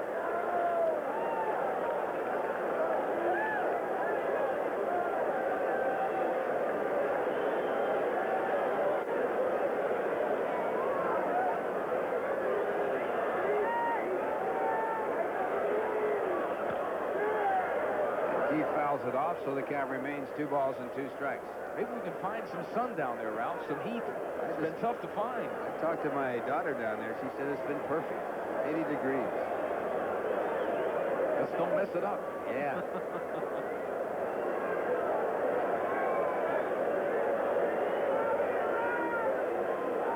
A cool, wet spring in New York City this year. Ball fouled away, so the count will stay at 2 balls and 2 strikes.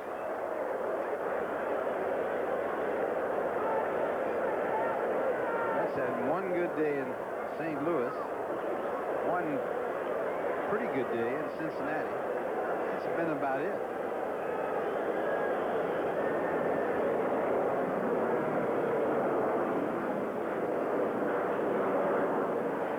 It's an official ball game now. Bottom of the 5th, the Mets ahead 1-0. It's actually amazing to see as many people in the stands as there is tonight, Ralph. Steady rain, and most of the people thought it would never be played. 2-2, and the curve for ball 3, full count to Keith Hernandez.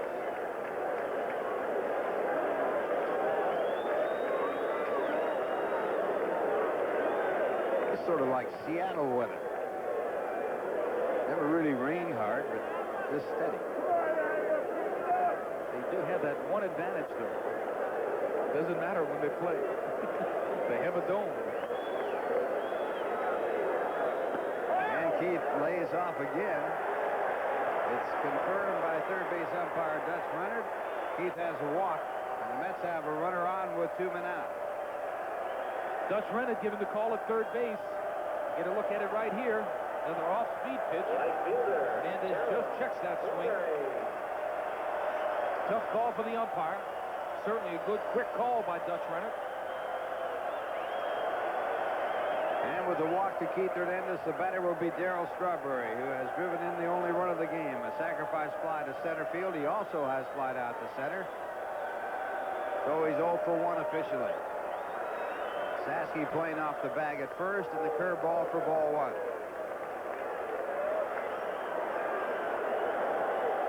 Darryl's second in home runs in the National League. Andre Dawson leads with 9. Darryl has 8. Also with 8 is Bobby Bonilla. As you look at Tommy Helms, the manager of the Reds for the month of May. Ball 2. 2 balls, no strikes. Next to him was Scott Breeden, the pitching coach. Obviously, they're sitting next to each other. I think they're going to get a little action as you see Breeden on the phone there, calling down to that bullpen. They're not happy with Rasmussen right now. There goes the runner, and Hernandez not being held on, steals a base, and he did not have a stolen base last year. That is his first this year. Well, they ought to give him the base or something here, Ralph. They got to do something. Big, slow curveball. Nobody paid attention to him. Smart base running by Keith Hernandez.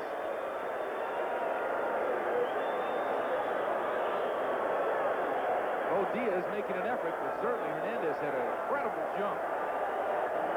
Sasky was playing way behind him at first. Pitcher didn't pay any attention whatsoever to him. So he stole a base. So they got 2 and 1, and they talk it over at the mound.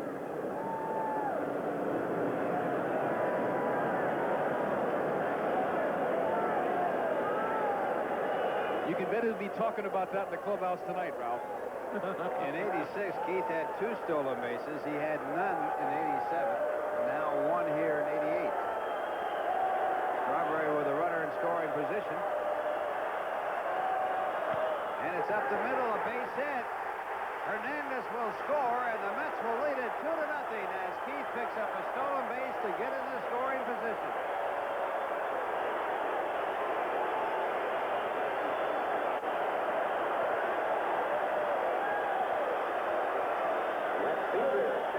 Mets have won 16 out of their last 20. A lot of things are going right. Keith Hernandez gets a stolen base. Darryl Strawberry singles up the middle. And the Mets score another run. Strawberry has driven in both runs now. And that'll bring up Kevin McReynolds, who has no hits and 2 times up, but robbed of a home run on a great play by Daniels as he took a ball that was over the left field fence and took a base hit away from McDaniel. I should say from McReynolds. Strawberry also is a threat to steal.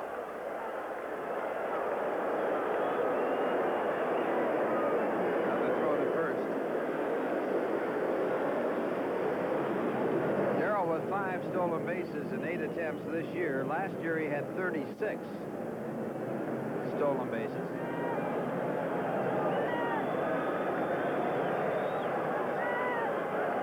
Got him picked off at first. Sasky hesitates, no one covering, and Strawberry will get a stolen base.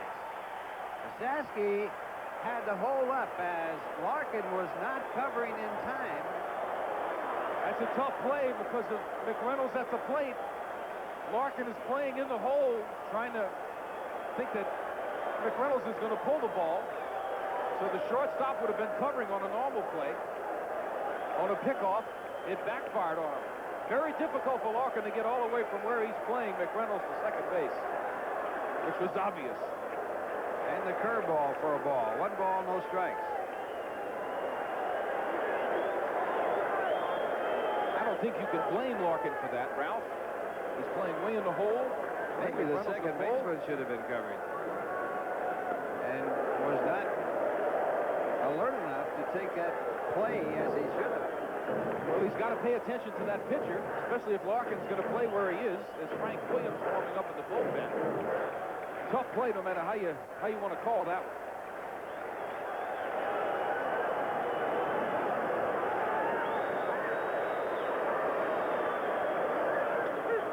Fastball, a strike.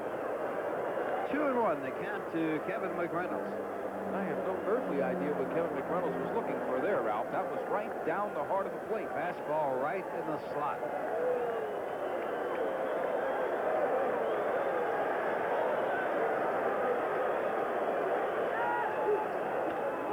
This one hit right over the head of Sammy Palazza. He just does get out of the way.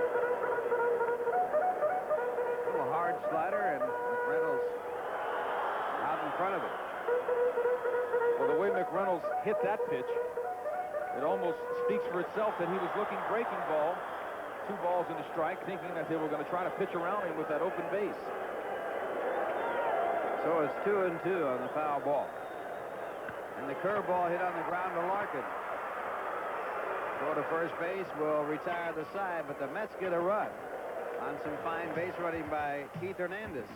They leave one on a walk and 2 hits, and the score at the end of 5 as Steve Zabriskie comes in to join Rusty Staub. It's the Mets 2 and the Reds nothing. Now here's a word from Drexel Burnham.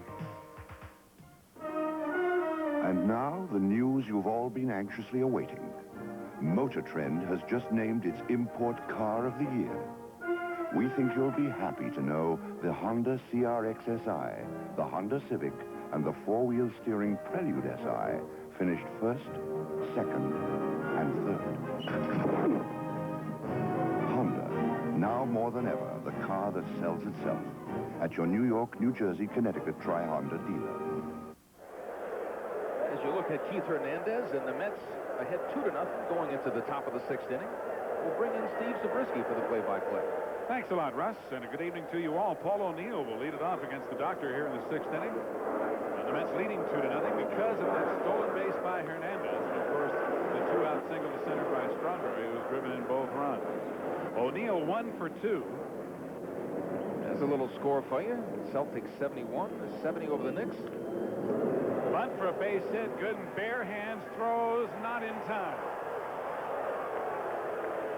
Hit number 8 for the Cincinnati Reds, and really only 2 of them were well-hit balls. Excellent bunt by O'Neill, trying to get something going for his team. Even though they put him in the 4 slot, his job as the leadoff man is to get on base, and he makes a really good bunt.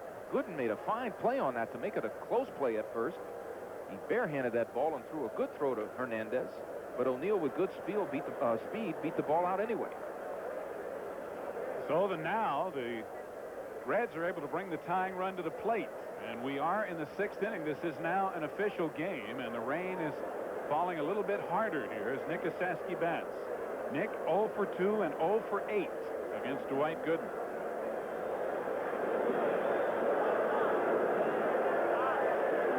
Fastball lofted into right center field and deep. Strawberry at the track makes the catch. And O'Neill, who was halfway, will go back to first with 1 out.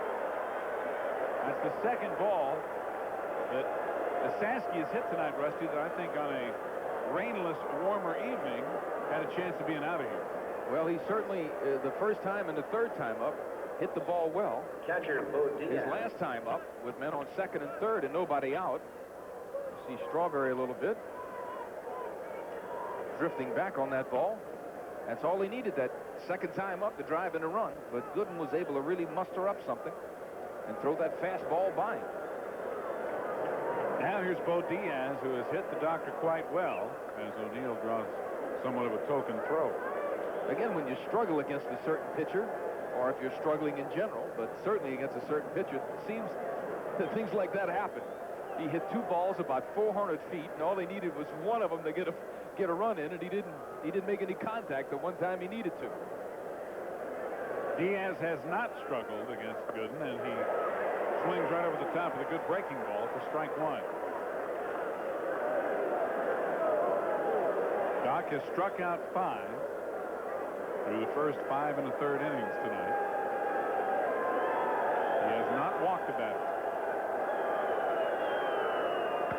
High fastball right up in his face, and Diaz with a weak swing for strike 2. This is fastball out of the zone. It explodes up top. Diaz might have had an idea right there that that location of the ball might have been that curveball, breaking ball. He started the trigger, and it was an explosive fastball that was up and in. No chance whatsoever. 0-2. Fastball grounded to third. Johnson gets the one at second and on to first in time. A ball that really wasn't hit sharply enough to think of as a double play ball turned into a double play by the Mets to end the inning. 2-0 New York in the middle of the 6th, and we're back after this for the New York Times.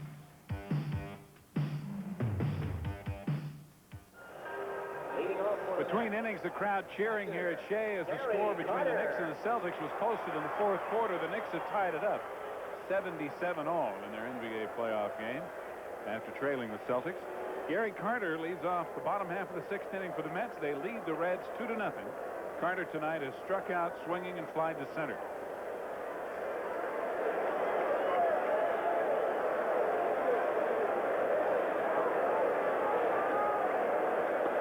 That slow breaking ball of Rasmussen stays outside, ball 1. Gary's been in a little bit of a mini slump lately, even though he's driven in 11 runs in the last 15 games. His average has dropped about 30 points in the last week.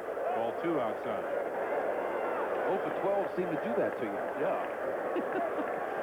Especially when you don't have that many ABs in the beginning of the season.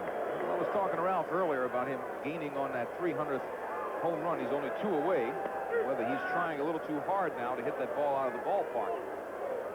Well, we talked about it earlier in the season, how Gary had adjusted and was going with the pitch and going more up the middle, not flying open as much and trying to pull everything. And maybe he has gotten out of that groove. Drives this one the other way. It's going to be foul, however, down the right field line. Well, his last time up, he went right back through the middle towards center field. It wasn't the ball that he really pulled off of. Certainly went well toward right field with that. That front shoulder staying right in there, getting on top of the ball. Good swing. So it's 2-2 to Gary. Carter to be followed by Howard Johnson and Kevin Elster. Front shoulder's a key for almost every hitter. You got to keep it in there. Good curveball for strike 3, and Carter knew it. He was locked up. And Rasmussen picks up his 4th strikeout. 1 out here in the 6th inning. Mixing it up very well. Rasmussen, good curveball. Of course, I don't know if you could throw it in a better spot.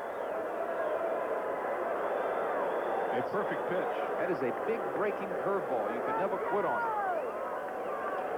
Good night so far for Howard Johnson. He is 2 for 2. He has singled to left and stolen a base, and he doubled his last time up into right center field.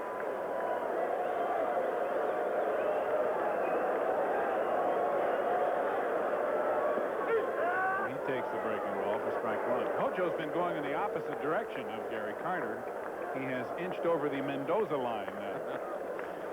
He's working hard now to get above his weight. Believe me, that clubhouse is tough. When you're having a good period, you're winning a lot of ball games. The jibing in the clubhouse is always very good. When you're not hitting your weight, it's tough. Now it's strike 2. The Mendoza line. There was a Mario Mendoza. Was it Mario Mendoza? Mario Mendoza played for the Pirates, among others. Who really had a lot of trouble staying over 200. He used to say he was on the interstate. That's like an I-95, or, you're hitting 0-95 or 195. Or Mendoza line was getting over 200. High and away, ball 1. 1 and 2. Got to get that crooked number up there, not that one little slash. It's tough, too, to have your career remembered by some stat like that, isn't it? It's the truth. He was an excellent defensive shortstop. A big lollipop. 2 and 2. Hojo now hitting .218. He started the game at an even 200. So he's 18 points over the Mendoza line. Now, if you get hot during this early part of the season, you can really pick up a lot of points. Not to worry yet. Ripped foul. And once again, we've had an official Howard Johnson at bat. We've had a ball lined foul. It's never an official Hojo at bat. Good call, Steve. So one of them is lying somewhere foul. Tell you what, they should have automatic fences come up over the dugouts and stuff like that to protect the fans when Hojo comes up. Invent the Hojo barrier. Plexiglass in a hockey game. Curve ball, grounded foul. Still 2-2. 1 out and nobody on. We're in the bottom of the 6th inning with New York leading Cincinnati 2-0. Sharon could not retrieve that one. It went under the stands. Maybe lost forever.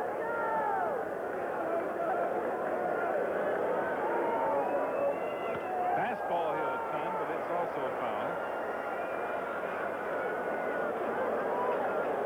I don't think I've ever seen anybody hit the ball any harder than Howard Johnson, where if you would put up the angle of where the ball goes, foul. I mean, he hits this ball on the fat part of the bat almost. Well, the ball winds up almost directly behind his back as he takes the stance. He hits the ball right behind him with tremendous authority.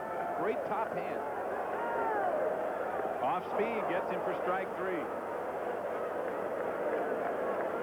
Rasmussen has struck out the first 2 hitters here in the 6th inning, and that's his 5th of the night. Shortstop Kevin Elster. Getting that off-speed pitch right where he wants it a lot. That's not the curveball. That's like a changeup. So 2 out and nobody on with the strikeouts. And here's Kevin Elster, who has struck out looking and been walked intentionally. 0 for 1. Breaking ball lined foul. Just past the fishnet. Almost a good stab. He was going for it.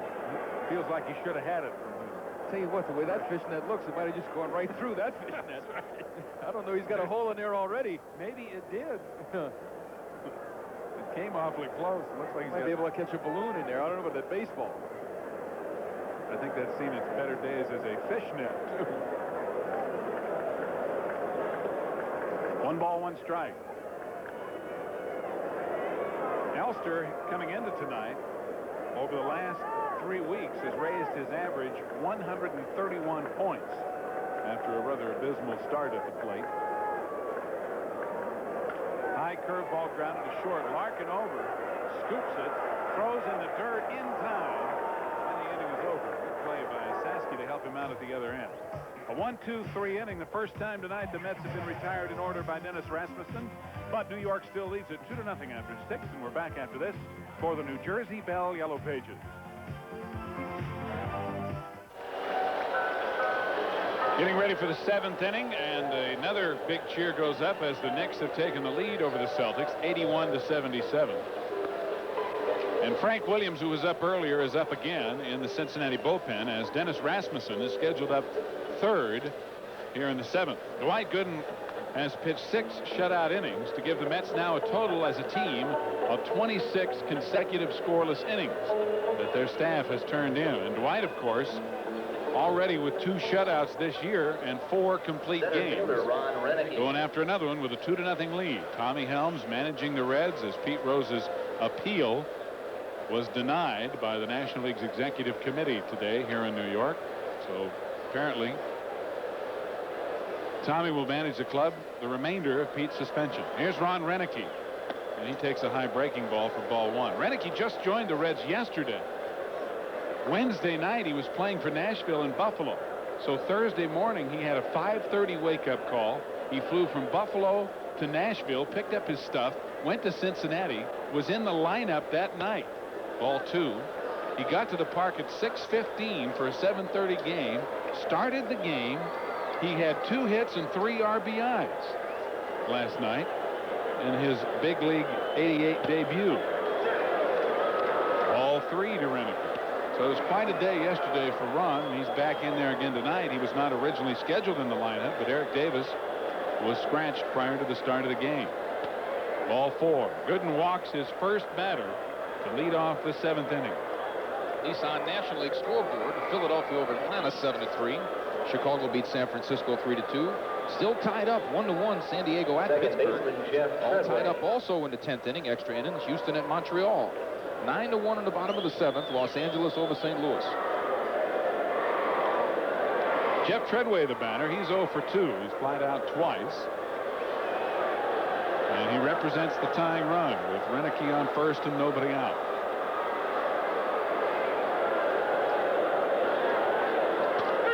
Strike one. Steve mentioned to you that Dwight Gooden has had 4 complete games. They've all been in a row, though. The last 4 times out, he's gone all the way. It's very early in the season for that.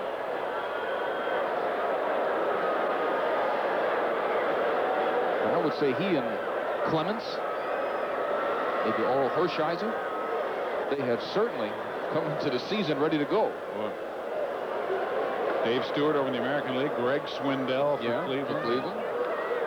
There have already been some outstanding. I know about Swindell. He's on my rotisserie league club, babe. Don't worry. I know all about Swindell. You can recite his stats up and down. Goodness.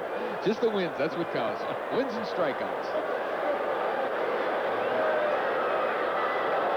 1 strike to pitch. Curveball fouled off, strike 2. There's 4 guys in that. A friend of mine named Thornton Geary. Len Cariou, the actor who's in London right now on a play over there. He's a member of it. Probably getting that international newspaper, checking those box scores every day. All the time. And Alan Zweibel, who was a writer for the Gary Shandling show. What a different group of people we have. A little eclectic. Owning this little rotisserie league club. An eclectic team you have. Oh! Well, Gooden obviously did not mean to do that, and he hit Jeff Treadway right in the thigh with a pretty hard fastball. Treadway, trying to get out of the way, went down hard. When you leave your feet, there's no tension in your muscle. Really, and when it hits you in a soft spot, it can really leave a bolt on you. Just jumping up out of the way. Boy, that hit him really solid. Trainer Larry Starr out to see if there's anything he can do. He's going to have trouble. He's going to have trouble with that one. I'll tell you, the major muscle like that thigh muscle, when you get a deep bruise like that, it really impairs the function of it. That's what similarly happened to Bobby Ojeda. It caused him to have to leave a game.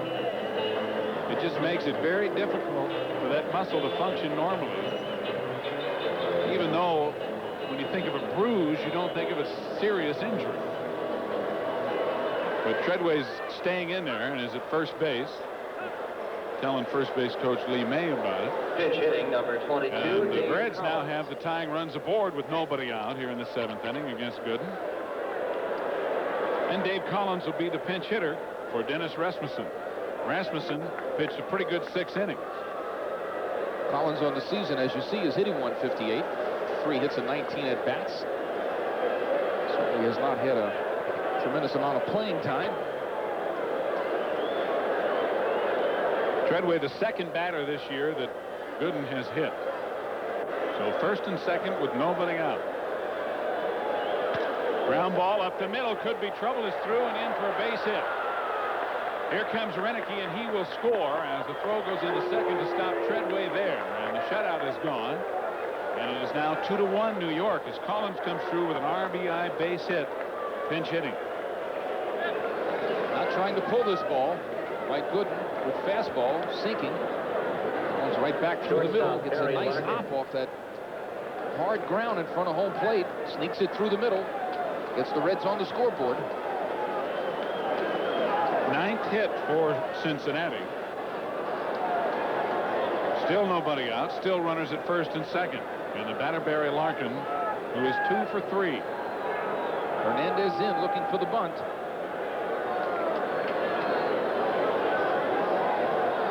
Johnson also ahead of the bag at third, but they'd obviously like to get the runner at third on the force if at all possible.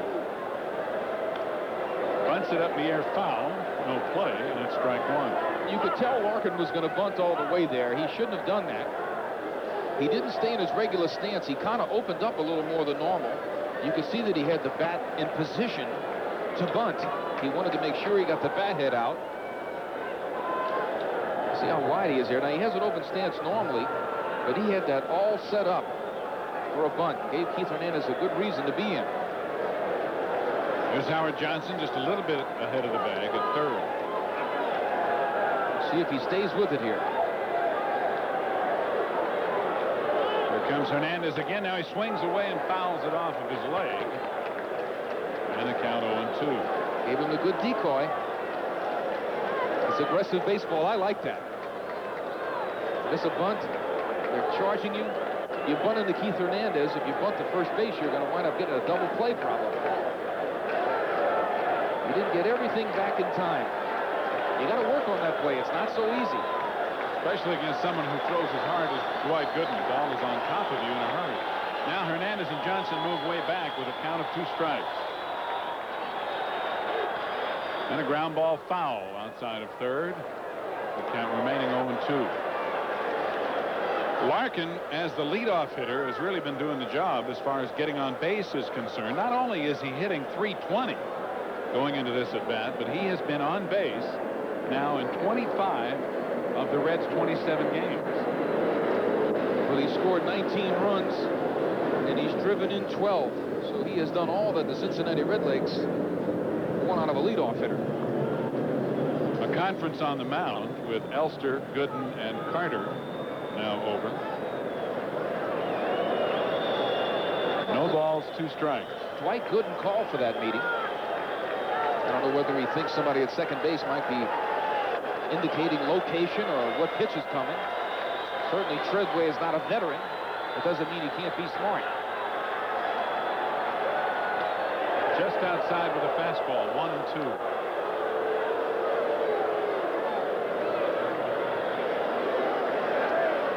Here in the 7th inning, the Mets' consecutive scoreless inning streak stopped at 26 in a row, as the Reds have scored 1 and have runners at first and second with nobody out.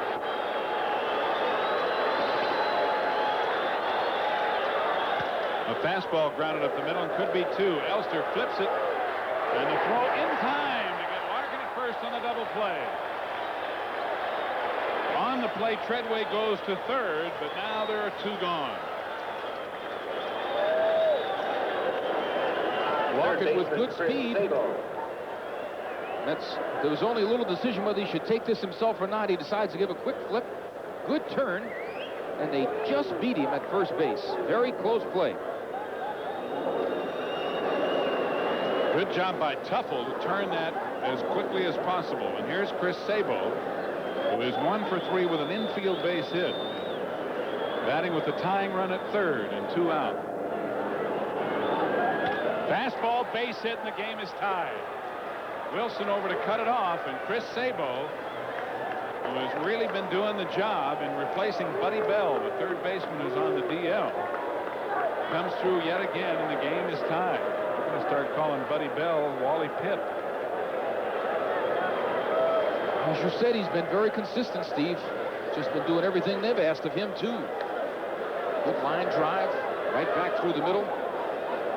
See, a lot of the balls the Reds have hit today, the successful balls they've hit have been the balls they have not tried to pull and overpower with Dwight Gooden, going right back through the box with him. Certainly have been the successful hits for them. And they have tied the game up with 2 here in the 7th, and Cal Daniels will be the batter. Daniels 1 for 3, single to center to lead off the 4th inning.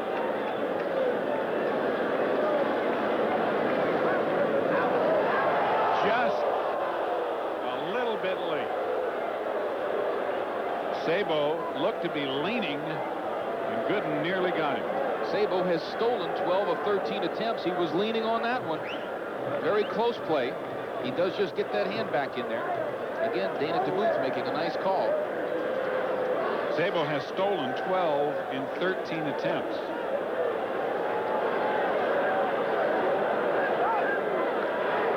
And the Reds, of course, lead the National League in stolen bases. They now have stolen 55 successful in 67 attempts.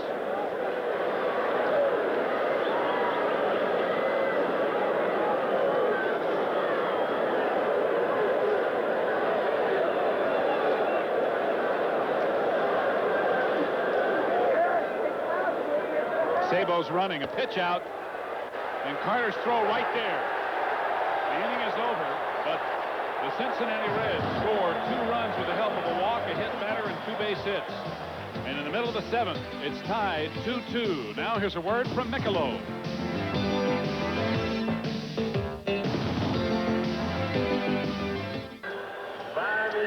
Fans, a reminder that the Reds complete their visit to Shea Stadium Saturday and Sunday this weekend. And Saturday, Cons Frank's Kids Jersey Day. May 7th is a sellout, but there are still plenty of seats left for the game on Sunday, May 8th. That's, of course, Mother's Day. You can get tickets to all Mets games at Shea Stadium's advanced ticket window at all Ticketron outlets or call Teletron. You can also get ticket information by calling 718-507-TIXX during regular business hours. The Mets go on the road for 2 weeks following this homestand, so make sure to get out to Shea next weekend and see the Mets before they take off. I guess it's instead of next weekend, it's this weekend. And this weekend will feature the Cincinnati Reds. Here's Frank Williams, a new pitcher, replacing Dennis Rasmussen as we go to the bottom of the 7th. You see an 0-0 record, 3.14 earned run average. He's walked 9, struck out 10, and given up 15 hits and 14 1/3 innings. Now pitching for so he has really struggled at times. He had to, even though his earned run average is low. Frank Williams. 15 hits and 14 1/3 innings and almost as many walks as strikeouts. That is never good for anybody, much less a relief pitcher. No. Dennis Rasmussen pitched well. In 6 innings, he gave up 2 earned runs on 5 hits. He struck out 5. He walked 3. One of those was an intentional pass. So no decision for Rasmussen as the Reds help him out with 2 runs in the top half of the 7th. And the doctor will lead off the 7th inning for New York. Mookie Wilson and Tim Teufel to follow. And a 2-2 tie. Doc tonight 0 for 2 is struck out and popped to second.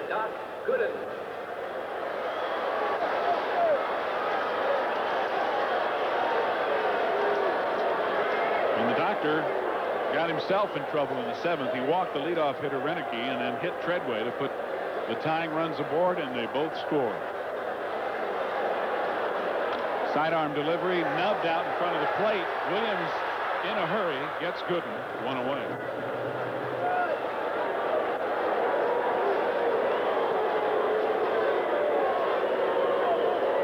Williams last year for Cincinnati had a 4-0 record with a couple of saves.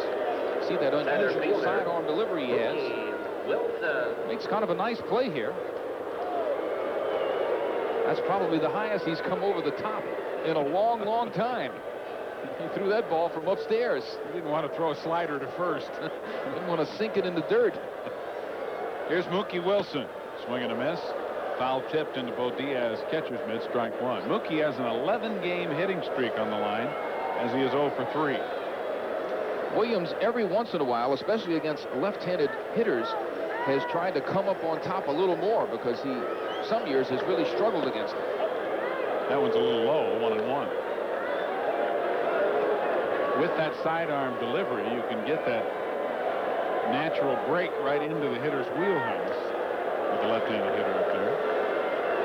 If you don't do something different. That one broke down and in. Mookie swinging at a bad ball, really. It's 1 ball, 2 strikes. That's a key pitch for him, though. That's the one pitch that can keep those left-handers off balance. This is the perfect location for him. A slider that appears to be a fastball and then breaks in off the plate. If that pitch is a strike, it's a good pitch to hit. He's got to get it in on those left-handers. Way up and away, 2-2. He was up a little bit on that one. That was not his normal sidearm delivery. No, that ball really appeared to sail, too. Now Rob Murphy throwing in the Cincinnati bullpen.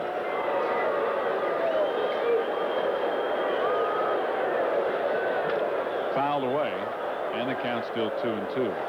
Murphy out there throwing because should the Mets get Wilson or Teufel or both aboard, Keith Hernandez and Darryl Strawberry, at least one of them could come to the plate. And Tommy Helms wants to have that left-hander ready just in case.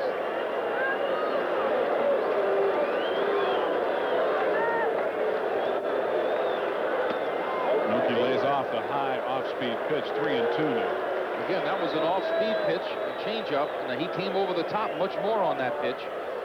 So you've seen a fastball, and a changeup from that kind of over-the-top delivery.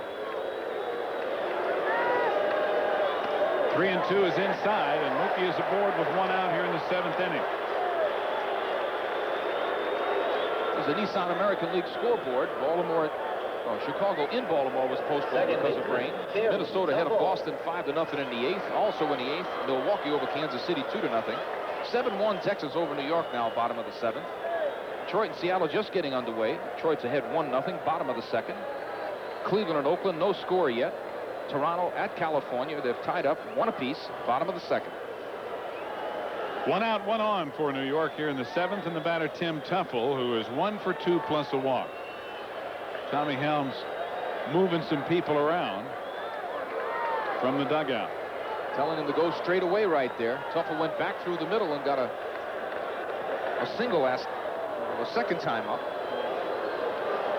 Wilson kept close at first. Mookie does not yet have a stolen base this year.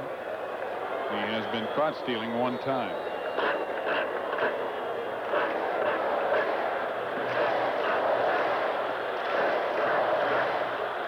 But I don't think that's the final score. The Celtics came back and defeated the Knicks 102-94. They came back big in the 4th quarter. Strike call to Tim Teufel. The Celtics have won that NBA playoff series 3-1 to advance in the NBA Finals. The Knicks, after really a fine showing. Rick Pitino and that whole group, the city of New York should be very proud of what they've done. Coming back from the doldrums to get in the playoffs and play some real hard basketball. They gave them a great season. They gave the Celtics a pretty good run. Outside, 1 ball, 1 strike.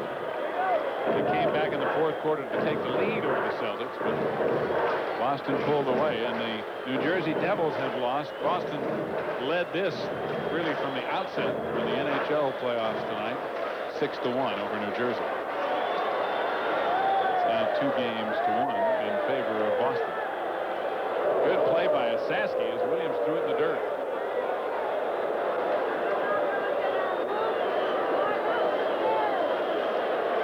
Saski's made a couple of good pickups over at first base on some throws from the infielders. That time he did it from the pitcher.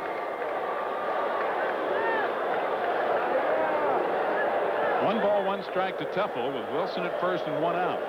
He's another guy like Johnny Bench who has a massive hand. I mean, big hands. Can't hurt. Mookie's running, fouled off for strike 2. Before the game, Timmy and I were in the press room, and Johnny Bench came in, shook my hand. I thought I lost it. JB's got a meat hook on him. Boy, he's got to get those extra thick pads on his golf clubs.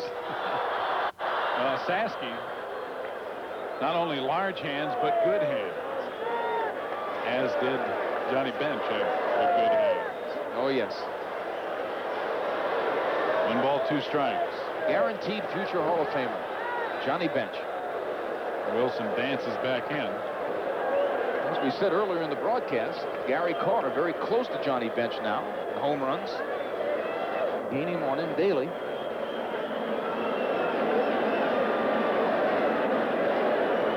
Big question for Gary is how much longer will he continue to catch as many games as he has. Wilson's running again on a line drive foul.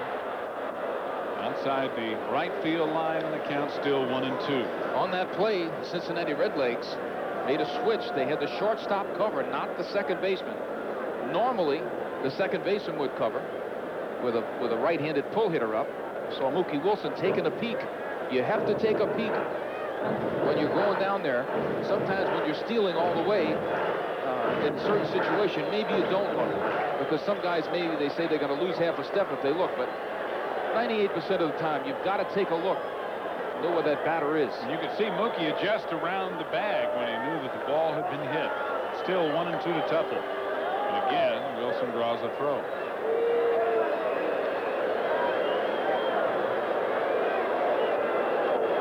Two-two tie, bottom of the 7th inning, 1 out. Certainly the catcher has to be considering a pitch out in a situation like this. But when your pitcher throws over to first base twice, I would not think so. Back Activity beginning now in the New York bullpen as Randy Myers is up and throwing. 1-2. Wilson not running on a pitch out. Cat and mouse going on. There you see Randall Kay getting loose. Well, again, if they had not thrown over to first base twice, that might have had a better chance of working, in my opinion. If you're going to try a pitch out, why throw over to first base to keep him closer? Well, then there's another school of thought that you throw over to first to get him thinking you're not going to pitch out. Yeah, but you're reading that thing they had up in Whitey's office. Mookie running, and the throw in the dirt. It's into center field. Wilson goes to third.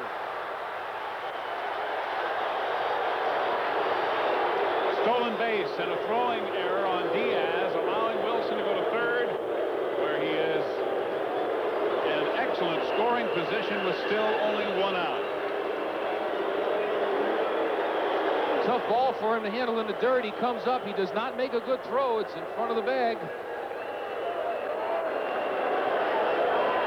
It's a tough play for the shortstop, but he's got to try to knock this ball down. He just reaches. In fact, he doesn't even reach in for that ball.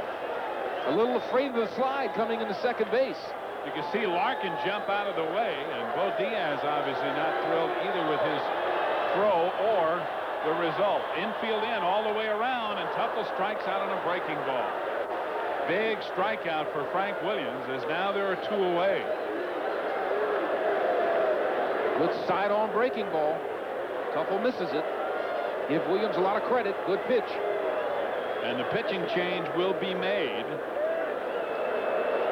Scott Breeden, the pitching coach, out of the dugout with Keith Hernandez coming up. They want the left-hander in the game to face Keith. 2 out here in the bottom of the 7th inning, a 2-2 tie with Mookie Wilson at third base. And while they change, we'll take time out for American Airlines.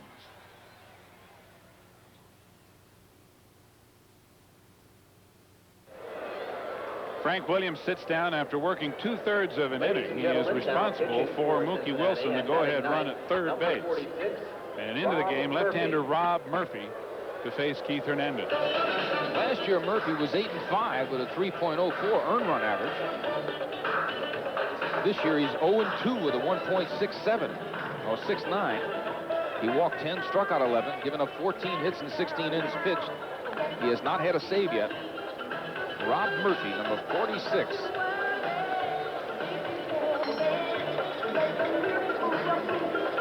A reminder, you're watching Mets Baseball 88 on WWOR-TV, Secaucus, New Jersey.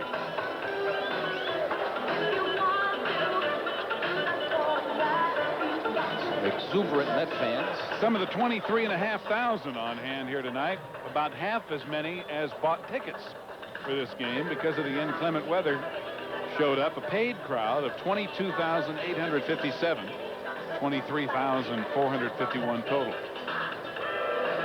And the advance sale for this game was in excess of 45,000. So here's Keith.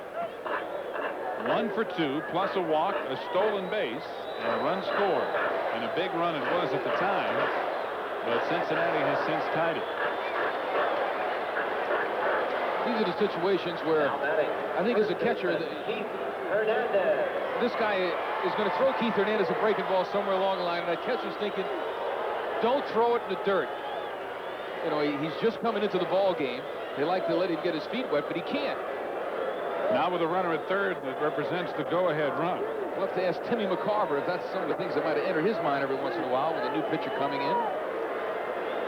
Especially with a runner of Wilson's speed at third base. The fastball is high, ball 1. That ball doesn't have to bounce very far away from home plate for Mookie Wilson to be able to score.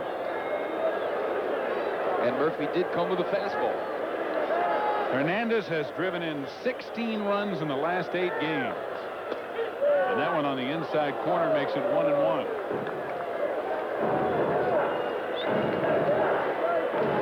These are the tough RBIs. These are the ones that you get paid for. You see Darryl Strawberry on deck. 2 outs, man on third. Tough left-hander up. Keith tried to get out of the way and fouled it off into the Cincinnati dugout. You see Tony Perez yelling at him. Give him a little static. Tell him to get the bat out. Mario Soto won't be laughing if he does anything against him tomorrow, but tonight's a free night. When you're not on the mound, everything can be funny. Keith's not laughing. That was ball 2, and it winds up being strike 2. 1 and 2. You want to just bite the knob off the end of the bat when you do something like that. Keith had a lot of great years in this situation. Last year he struggled right here. Fouls it off into the screen. The count's still 1 and 2. He had a tough start of the season, driving men in scoring position, but then he really finished strong. He wound up hitting about the high 250s with men in scoring position. But in this exact situation right here, man on third and 2 outs, he hit less than 200. And the year before, 1986, when the Mets won the World's Championship, Keith Hernandez was the best in baseball with a runner at third and 2 out. Line drive caught by Sabo, and the inning is over. The Mets leave a runner at third here in the 7th inning after a walk and a stolen base. We say so long to Rusty Staub, and Tim McCarver will join me right after this for the Good Old Skies.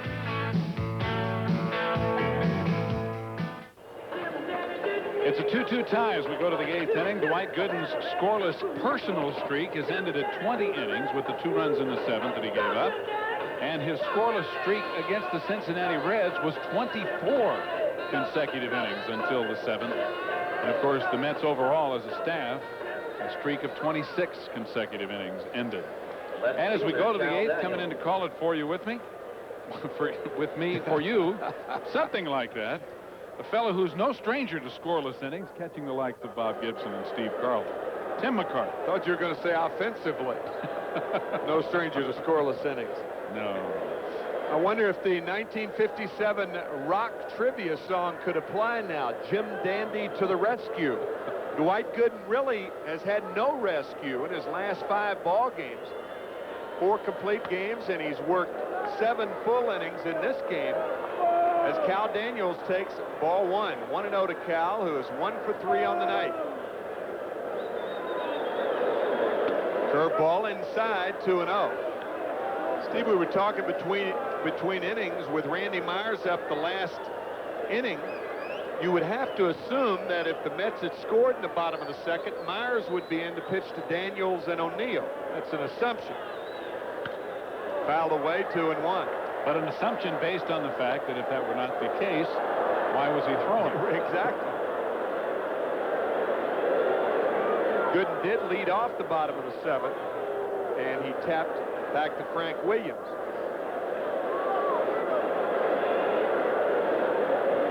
One of those hits, a home run for Daniels. 2-2 game, top of the 8th. On the outside corner, 2-2.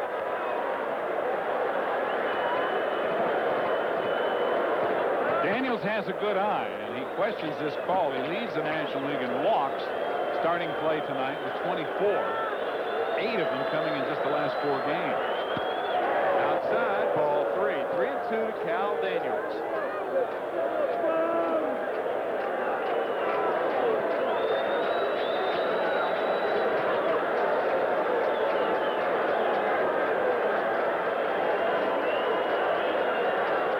Curveball tapped in front of the plate. Gooden will have to hurry. Out at first base. And I mean, he just got it. That ball almost died out there, didn't it? Well, it's been raining the whole game, and the infield is now quite wet with the tarp having been removed some hours ago. Gooden is waiting for this ball, and it just doesn't continue to roll as he anticipates it's going to. He's there, he's there. Now look at how long it takes the ball to get to where he went, and it's just a half a step, the margin by which he is able to get Daniels at first base. We've seen Gooden do that a lot of times with Paul O'Neill, the batter. He's 2 for 3. Fly ball deep to left. McReynolds will have to hurry. A nice play by Kevin McReynolds. 2 outs.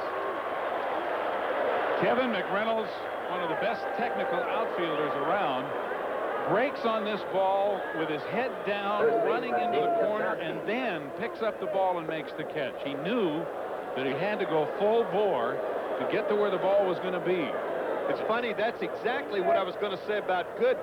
He has such a presence as a pitcher and a fielder. I would have loved to have seen him on a basketball court, and I would have loved to have seen Kevin McReynolds on a basketball. The great instincts in both of those athletes. Nick Osansky on the first pitch pops to shallow right, and Strawberry. So after running the 3-2 count to Daniels, Gooden retires 2 hitters on 2 pitches. It's 2-2, middle of the 8th. We're back after this from Tropicana. Crazy Eddie strikes again. 2-2, bottom of the 8th inning. Rob Murphy, the 3rd pitcher of the night for the Cincinnati Reds. Dennis Rasmussen started for the Reds, and he pitched well. He gave up 2 runs in 6 innings. And Frank Williams came in. He worked 2/3 of an inning. Leading on for the Mets. Tim Teufel striking out with Mookie Wilson on 3rd base in the 7th inning and 1 out. And then Hernandez's line drive when Murphy entered. And the batter, Darryl Strawberry, here in the bottom of the 8th. Strawberry has driven in both runs with a sacrifice fly and a single. Darryl 1 for 2. And the crowd with the Darryl that they have turned into a positive thing. Pirates won again. 3-run homer by Sid Bream off Mark Davis in the bottom of the 12th inning. Slider to Strawberry, strike 1. 0-1 to Darryl. 2-2, bottom of the 8th. The Reds and the Mets. Another strike on the fastball, 0-2. A lot of people pointed to the Pirates' West Coast road trip as a real watershed time for that team to see if, in fact, they're going to be for real. And they're responding. Strike 3 on the outside corner. Strikeout number 1 for Rob Murphy. 1 away. Well, Darryl's ready. He just can't pull the trigger. And that pitch, a good-looking fastball in a hittable location. Darryl possibly looking for something else. Looking for a right-hander. That's what I would be doing if I were facing Murphy. I'll guarantee you he can get you out if you're a left-handed hitter. 0-1 to Kevin McReynolds. He's 0 for 3.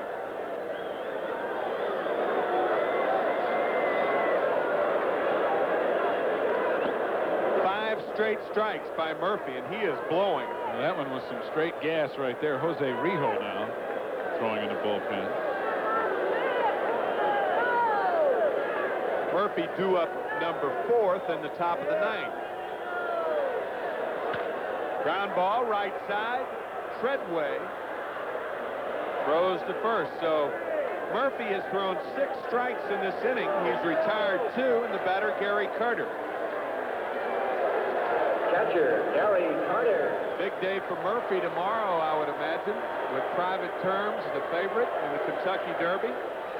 Robbie with a deep interest in breeding racehorses, thoroughbreds, as a matter of fact.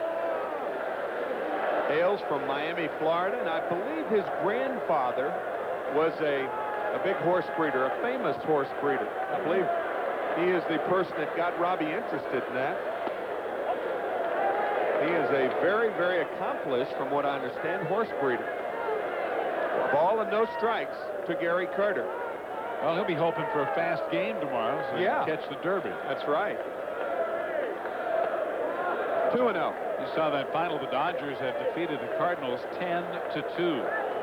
And Fernando wins again. 2 out, nobody on. We're in the bottom of the 8th inning of a 2-2 ball game. There's a strike. 2 balls and a strike to Gary Carter. Tim McCarver along with Steve Zabriskie, Rusty Staub, Ralph Kiner. Happy you've joined us tonight. This game delayed 50 minutes by rain. Official start 8:26. Gary fouling it away.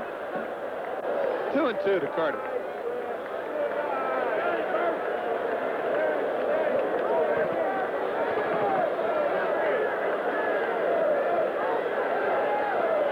Very happy to get this game in because with last night's rainout, there's already a 5-game series coming up for the 1st of July against Houston, and the Reds come back in right behind the Astros.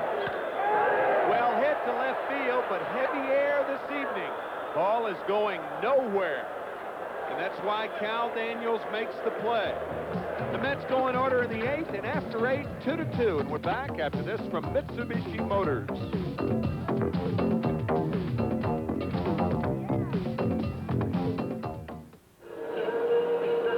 2-2 as we go to the 9th inning. And those fans who braved the elements seen a good ball game tonight. This fellow was prepared and figured if the game wasn't played, he could go on safari. Trying to find the Gentlemen, your right camera. attention, please. Will Ty Inwood please report to the press gate? That's Ty Inwood to the Okay. press gate. Dwight Gooden, who has yet to lose this season, Catcher Bo Diaz. locked up now in a 2-2 tie as we go to the 9th inning. Bo Diaz, who has hit the doctor well. Ron Renicky and Jeff Treadway scheduled to face him here in the 9th. Diaz has singled, struck out, and grounded into a double play.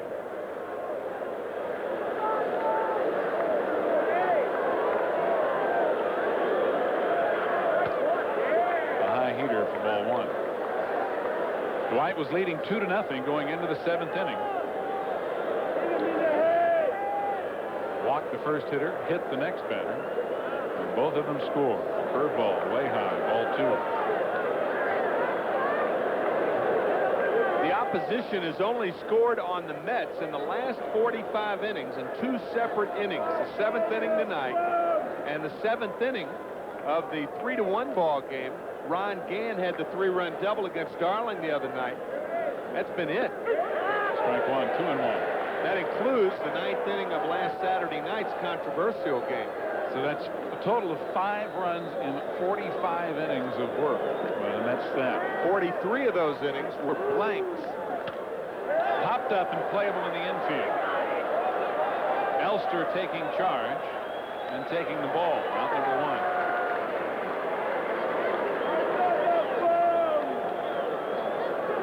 No surprise when you consider those pitching statistics. The Mets have won 10 of their last 12 ball games.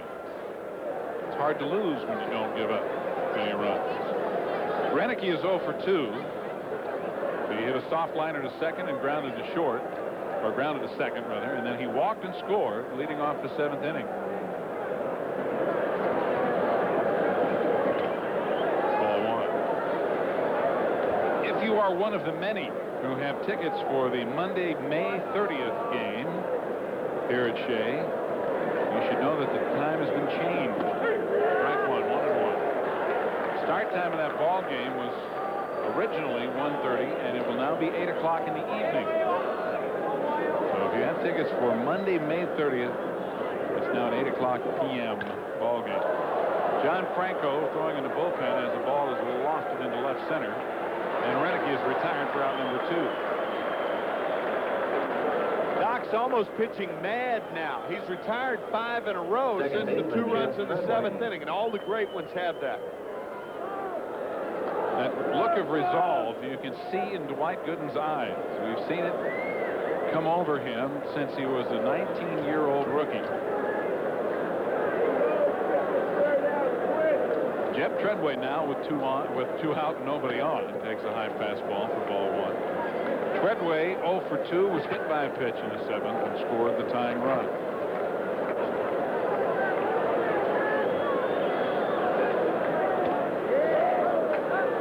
Two balls, no strikes.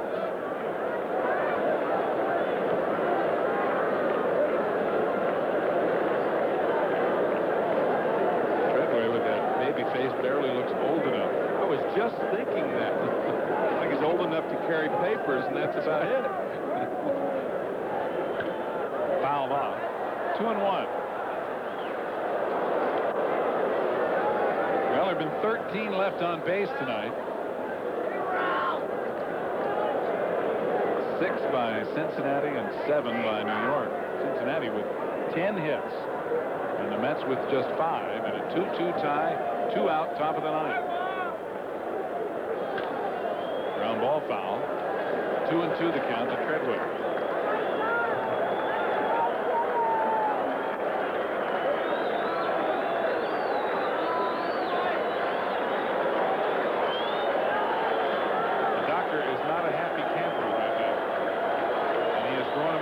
business with a rather businesslike approach. Grounded by Hernandez for a base hit into right field. Keith shaded over toward the line, trying to keep the extra base hit from putting a runner in scoring position, just could not get to it. Well, Treadway had grounded that 2-1 pitch foul down the first baseline, and I think that pushed Hernandez toward the line a little bit. You're exactly right. He dives for it, the ball going under his glove. That's one situation where it's reasonable to guard the line because there are 2 outs. You don't want double single, you want single, single, single. You can do that with nobody out because you've got outs to work with. With 2 outs, you got 1 out to work with. So basically now, unless they get a long double from Lloyd McClendon or, different dimension, stolen base from that man who's got a stiff neck. We'll see how stiff it is. Eric Davis is a pinch runner now for Treadway. He comes in to steal a base. It's kind of strange because that means, I'm not saying he should have started or anything, but how stiff is his neck? Ladies and gentlemen, Well, he's had a few hours for it to Jim loosen up. Treadway is Eric Davis. Okay. Maybe. And pitch hitting is number 30, Lloyd McClendon. Reaching. But he's in there. And Lloyd McClendon hitting 182. No homers or RBIs as the pinch hitter. Batting for Rob Murphy, the pitcher. McClendon as a pinch hitter is 0 for 2 this year.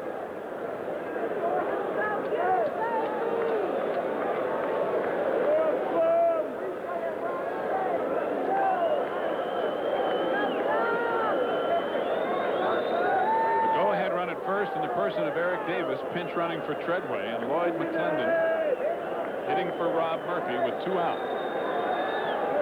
12 stolen bases for Davis, 50 last year. So if his neck's all right, he's running. He has only been caught 1 time. He's not running on this pitch. It's a breaking ball in the dirt for ball 1. Eric originally in the lineup, but when the delay was announced, or when we were in the delay, let's put it that way, prior to the start of the game, he was scratched from the lineup. Renicky taking his place.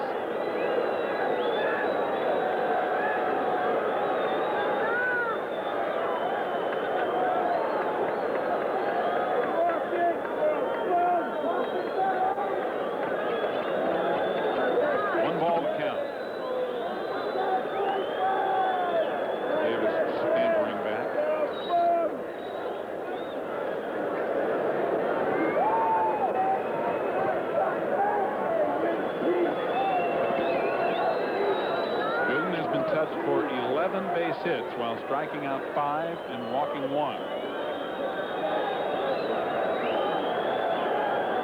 Davis is running. The pitch is a high ball, and the throw not in time. It gets away from Tuffle. It looked to be a pretty good throw. Tuffle took it in front of the bag, and Davis has his 14th stolen base in 15 attempts. And I guess his neck's all right. I'm kind of kidding. I'm kind of serious. I mean, if you can't start a ball game, how can you come in and pinch run without loosening up? I think a point can be made there. I don't know really what point it is, but I would think it would be tougher to steal a base with a stiff neck than it would be to play a whole game with a stiff neck. One thing about coming in as a pinch runner, though, is that he did not have to face Dwight Gooden. Well, that's true. That's not really my point, but that is true. If your neck's bothering you by looking to your left, if it's bothering you by looking to your right, and you were a left-handed hitter, I could understand sitting out. So I guess it's bothering Eric to look to his left. That's why he could look to his right and know where second base was and steal it, right? So we figured it out. Has to be. Ball 3 to McClendon, and it's now 3-0. Tommy Helms, the current manager. Tommy said that he's going to meet with General Manager Murray Cook and Pete Rose, determine if he will in fact manage the entire suspension. 3-1 to McClendon, taking all the way.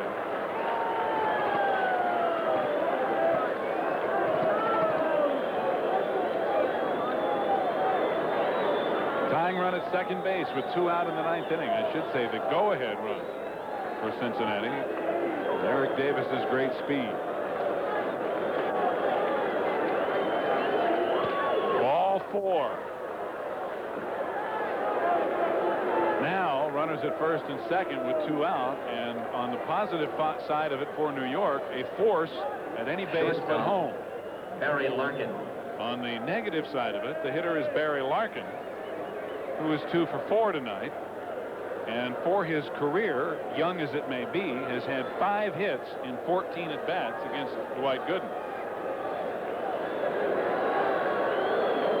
Yeah, Doc just couldn't find the strike zone, and Davey Johnson knows that.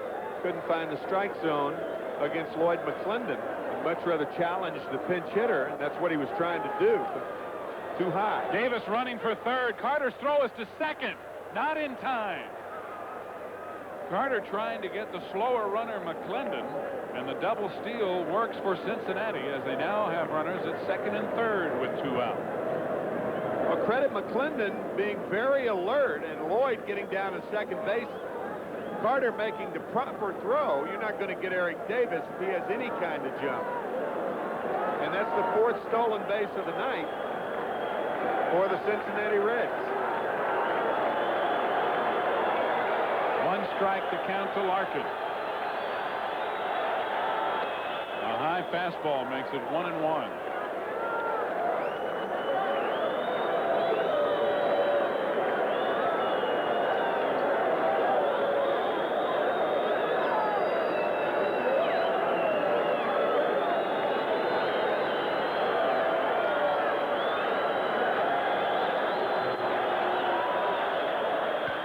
Grounded to short. Elster throws out Larkin, and the inning is over. A base hit and a walk with 2 out, but the doctor pitches out of the jam, and we go to the bottom of the 9th. Still tied 2-2 after this for AT&T.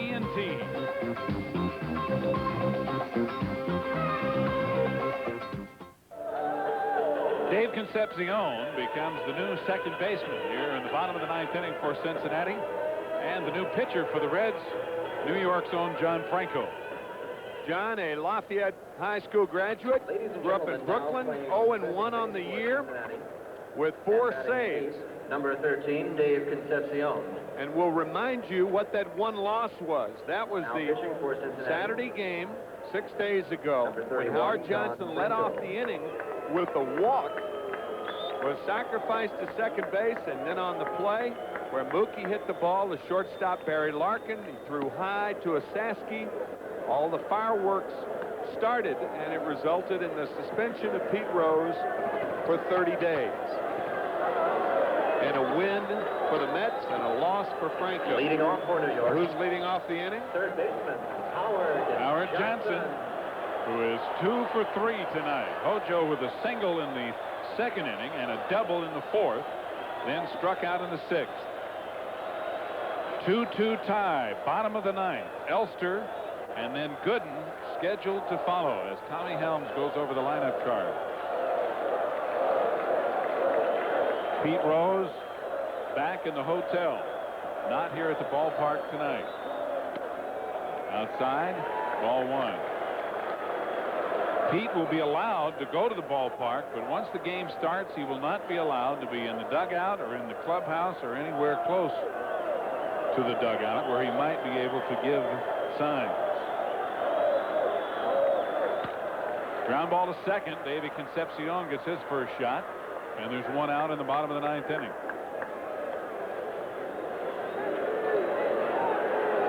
In a regular season game, I think it's important to remember that before this season, Dwight Gooden had gone the distance 47 times. He's done it 4 times this year. Five times he's done it in losing efforts, gone the distance.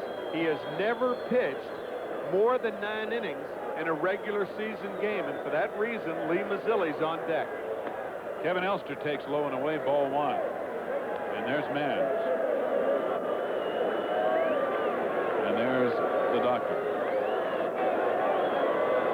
So Doc has a no decision at this point. Strike 1, 1-1 to Elster. course, stands to win the ball game if the Mets can score here in the bottom of the ninth. If they do not, it'll be a no decision for Dwight, who has yet to lose this year. Elster has struck out looking and grounded to short. Fouls it right off the end of the bat. 1 ball, 2 strikes. Kevin was also walked intentionally back in the fourth. Nor did Doc go more than 9 innings in the playoff series against Houston. He lost to Mike Scott 1-0 in the opening game. And then in game 5 with Nolan Ryan, it was 1-1 after 9. Gooden was taken out, and Ryan, I think, went 10 innings. I believe that's right. I think you're right.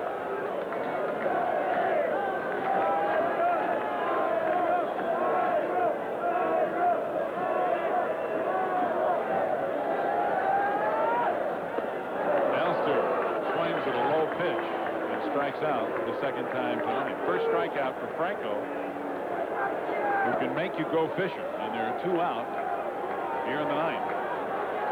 So Lee Mazzilli will pinch hit for Dwight Gooden, who is out of the game, having gone 9 innings. 2 earned runs on 11 hits. He struck out 5 and walked 2. He can win it, but he cannot lose it.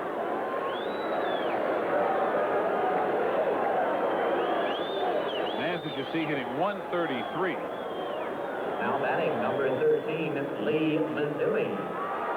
Ties a career high in hits yielded in a ball game by Gooden. He had 11 hits against him against the Expos to win a game, but that was only in 5 innings on opening day up in Montreal, and giving up 11 hits tonight.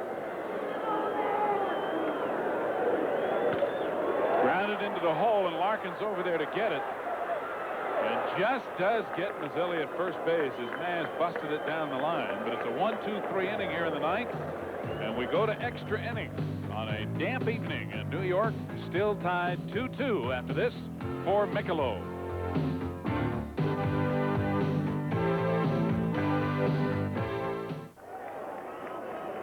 Top of the 10th inning, Ralph Kiner in, and so is Randy Myers. Randy with a record 1-0 earned run average of 0. He's walked 1, struck out 5, and given up 5 hits in 7 1/3 innings, and he's had 4 saves. And he is working to Chris Sabo, and the first pitch, a called strike. Mets playing their first extra inning ball game of this short season, and the Reds have played 7. They are 3-4. This pitch fouled back out of play as Myers comes back with another fastball. Means a quarter of the Reds games almost have been, actually a little more than a quarter, have been extra inning ball games. I think one of their extra inning games was 16 innings. And the pitch high, a fastball again, 1 ball, 2 strikes. Reds 2 runs on 11 hits. They made 1 error. The Mets have 2 runs on 6 hits. And they made no errors. I think they had 5 hits.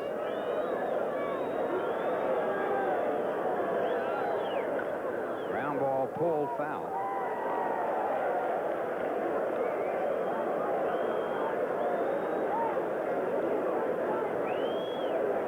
Randy with a fine start this year, and of course throughout this ball game it's been raining very lightly off and on.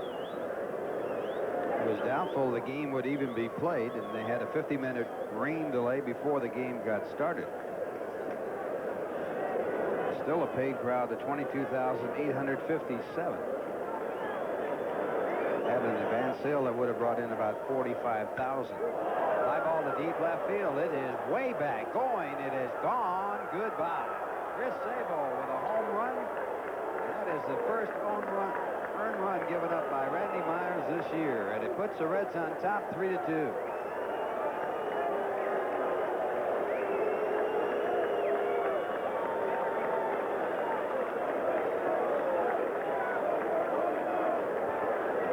Home run number 6 for Sabo, who is doing just a terrific job filling in for Buddy Bell. And you wonder if that's what it's going to be when and if Buddy Bell returns this year. He gets all of this, baby. Wow. Reds get their 30th home run of the year, and the pitch to Cal Daniels is ball 1. third hit for Sabo in this game. Pitch back to Daniels, a ball, and it's 2 balls and no strikes. Cal Daniels 1 for 4 tonight.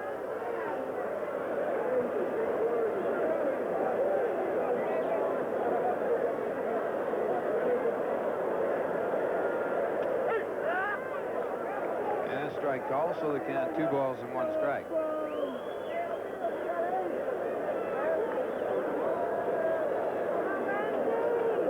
Mets led 1-0 after 1. 2-0 after 5. The Reds got 2 in the 7th to tie it, and now 1 here in the top of the 10th to lead it, leading by a score of 3-2. 2-2. The count as Daniels fouls off a fastball,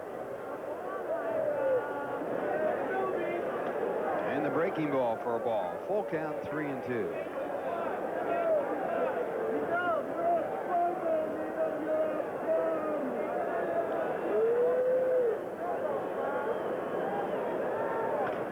Ball hit to the second base side. Tough play for Tuffle. He slides in the wet grass, has no chance to make the throw, and the runner's on. A little broken base hit, and because Myers was falling toward the third base side, Tuffle is the only one who can make the play and fails to make the play. Slips on that wet turf. So an infield base hit for Cal Daniels, his second base hit of the game. And it brings up Paul O'Neill, the right fielder in the game. Paul with 2 hits and 4 at bats. One of his hits a bunt. Daniels a threat to run at first base. He has good speed. They're looking for the sacrifice, and the first pitch, ball 1.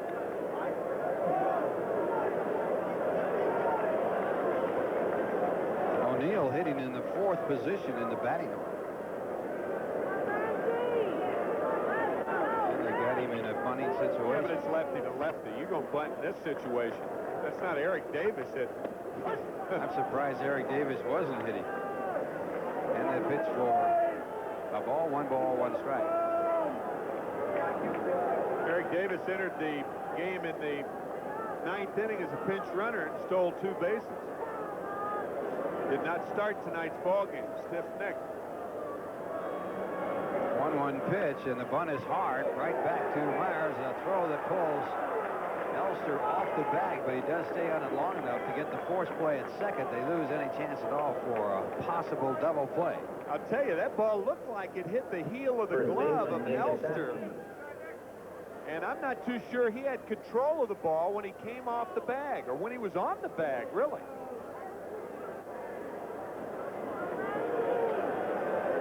See how that ball's rolling around? You got to have control of the ball when you're on the bag. Did a good job of trying to hide it from the umpire. He sure did. That ball rolling around in there like a matzo ball in a bowl of soup. And now the batter is Nick Asaski, and he takes for ball 1. Like matzo ball soup?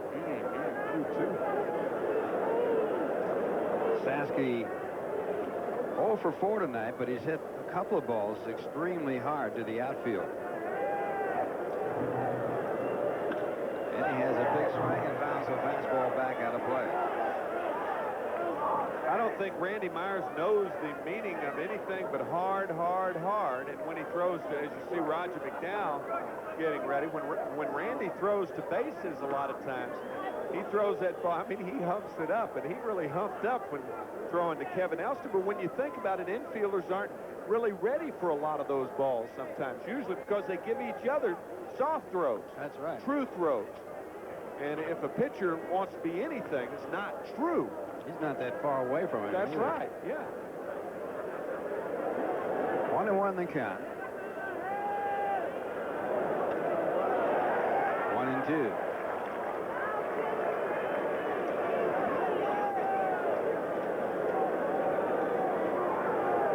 Nick Asaski hit 272 last year. Right around that mark, right at this point of the season. 1-2 pitch. Back. Randy with that fastball. He's been clocked right around 93, 94 miles an hour. Yeah, his off-speed pitch is really his hard slider. That's as slow a pitch as he throws. Drops from 92 to 90. Here's the 1-2 pitch again. Strikes him out.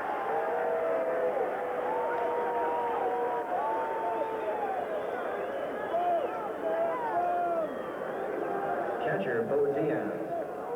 That's the slider right here. It's high and out of the strike zone, but Sasky goes fishing. First strikeout for Randy Myers, the 6th in the ball game. Gooden had 5 in 9 innings. Left the ball game after giving up 11 hits in 9 innings and 2 runs. And Bo Diaz misses the fastball. Strike 1. Diaz 1 for 4.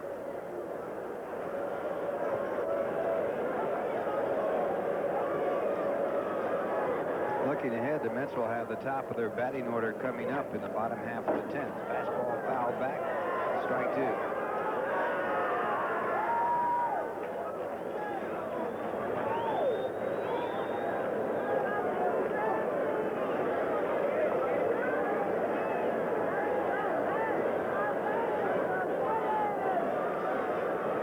So Myers on top with a 2-strike count.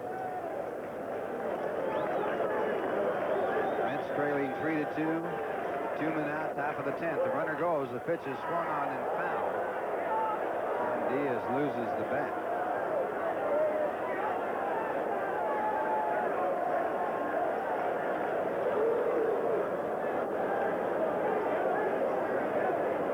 Bo Diaz, an excellent 2-strike hitter.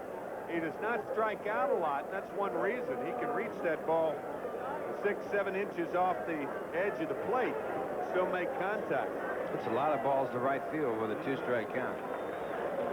That was not a protection on a hit and run play. No. He was just trying to keep from striking out. Right. 2 strikes again. Runner does not go, and again he fouls off a pitch that was tough to hit. Strike 2 again.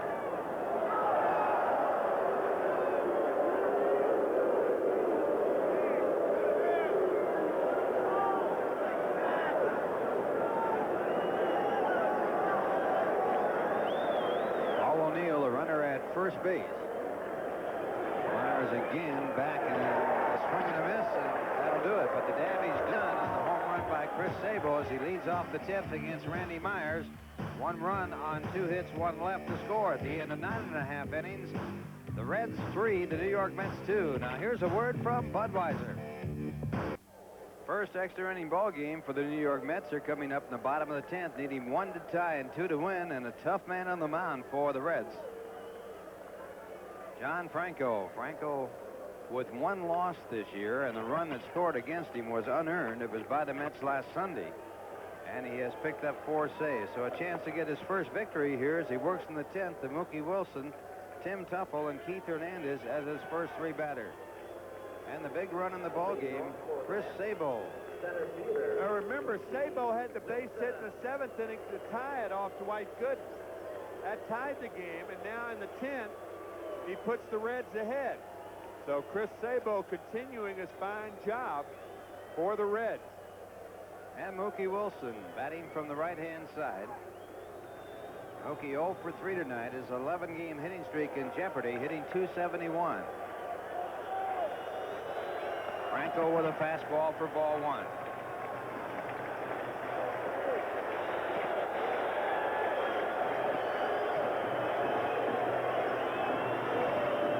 Franco back. It's topped over the mound, and the shortstop Larkin charging. He comes up throwing and picks up the out. Fine shortstop, Barry Larkin.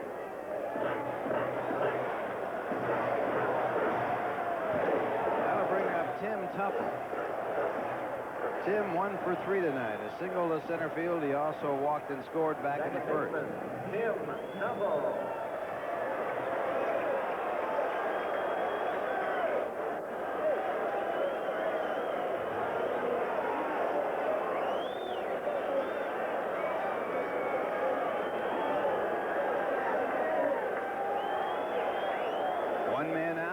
Bottom half of the 10th inning, the Mets trailing 3-2. And a good hard breaking ball for strike 1. Tuffle hitting .218 against John Franco. And this ball fouled off, strike 2. Timmy's going for the crank on those two swings. Those fastballs outside. He's trying to tie this game up. So a 2-strike count. No one has hit a home run off Franco this year. And he goes with a sinking fastball. 1 ball, 2 strikes. That's that dead spin to right-handers. Almost a dead fastball outside. He throws it hard, but it's really a funky-looking pitch. And this ball hit out to right field. Moving back is O'Neill, and he takes it right in front of the wall. So Franco getting some help from his right fielder, and the Mets are now down to their last out as Keith Hernandez comes in. First baseman. Well, Tuffle adjusts and just misses, hitting the wall in right field. That's what we mean when we talk about right fielders, even with a guy who can muscle up on the ball, play him shallow the other way, because as you saw, Tuffle using his arms and not his body, and O'Neill caught it right in front of the fence. So it's up to Keith Hernandez to keep it alive. Keith with a base hit and 3 times up. Also has walked and scored. And the fastball for ball 1.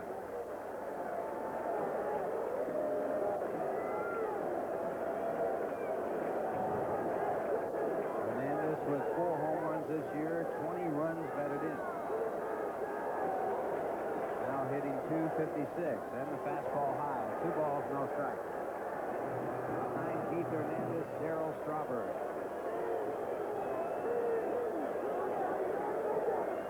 There's Darryl. 2-0 the count. And 3-0.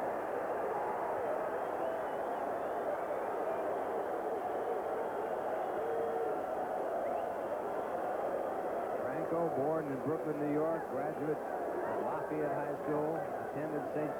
John's University, originally signed by the Dodgers. And the 3-0 pitch. Ball 4, and the Mets have the tying run on with Darryl Strawberry coming up. Scott Frieden, the pitching coach, coming out to talk to John, and a lot of times quality left-handed relievers have a difficult time with left-handed hitters because they never face them. Here Franco throwing nothing but strikes. He gets Hernandez up there, and he's not even close to the strike zone. The Mets hope it continues with Strawberry. Hernandez walking on 4 pitches, and Darryl Strawberry, the batter. Darryl with a run batted in the first with a sacrifice fly, singled in the 5th. That's Rich Lett, and now he's the one of the managers, or I guess you could say one of the managers right now, right in the left of your screen, and he's telling Ostansky to hold Wally Backman on at first base, because Wally's just pinch hitting or pinch running for Hernandez. Oh, Backman, the runner at first. That's looking for an extra base hit and a run to score all the way from first base. To tie here in the bottom of the 10th inning, and it drives to deep right field. It's going, it is gone, goodbye. And the Mets win it on Strawberry's 2-run home run in the 10th inning. I don't believe what we've just seen.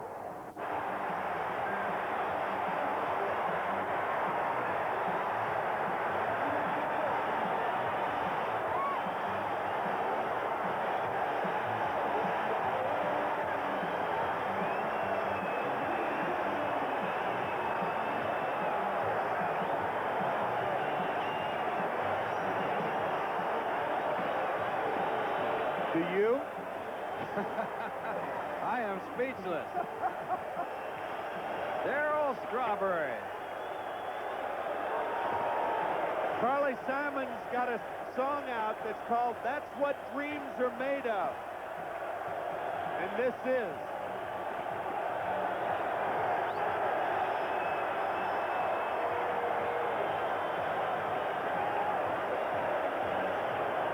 really don't believe that.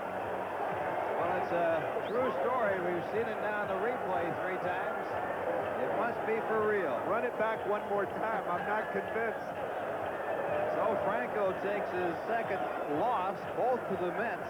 This one, he has given up his first earned runs of this season, and his first home run as Darryl Strawberry hits his 9th, and the Mets win it. It's almost as though Franco has a resigned look on his face, as if to say, hey, Darryl Strawberry beat me. He might be the best hitter in the National League right now, maybe in baseball. He has had an awesome first 26 games. Unbelievable. So the Mets win it in the 10th inning by a score of 4-3. And we'll be back with a wrap-up in just a moment, right after this word from AT&T.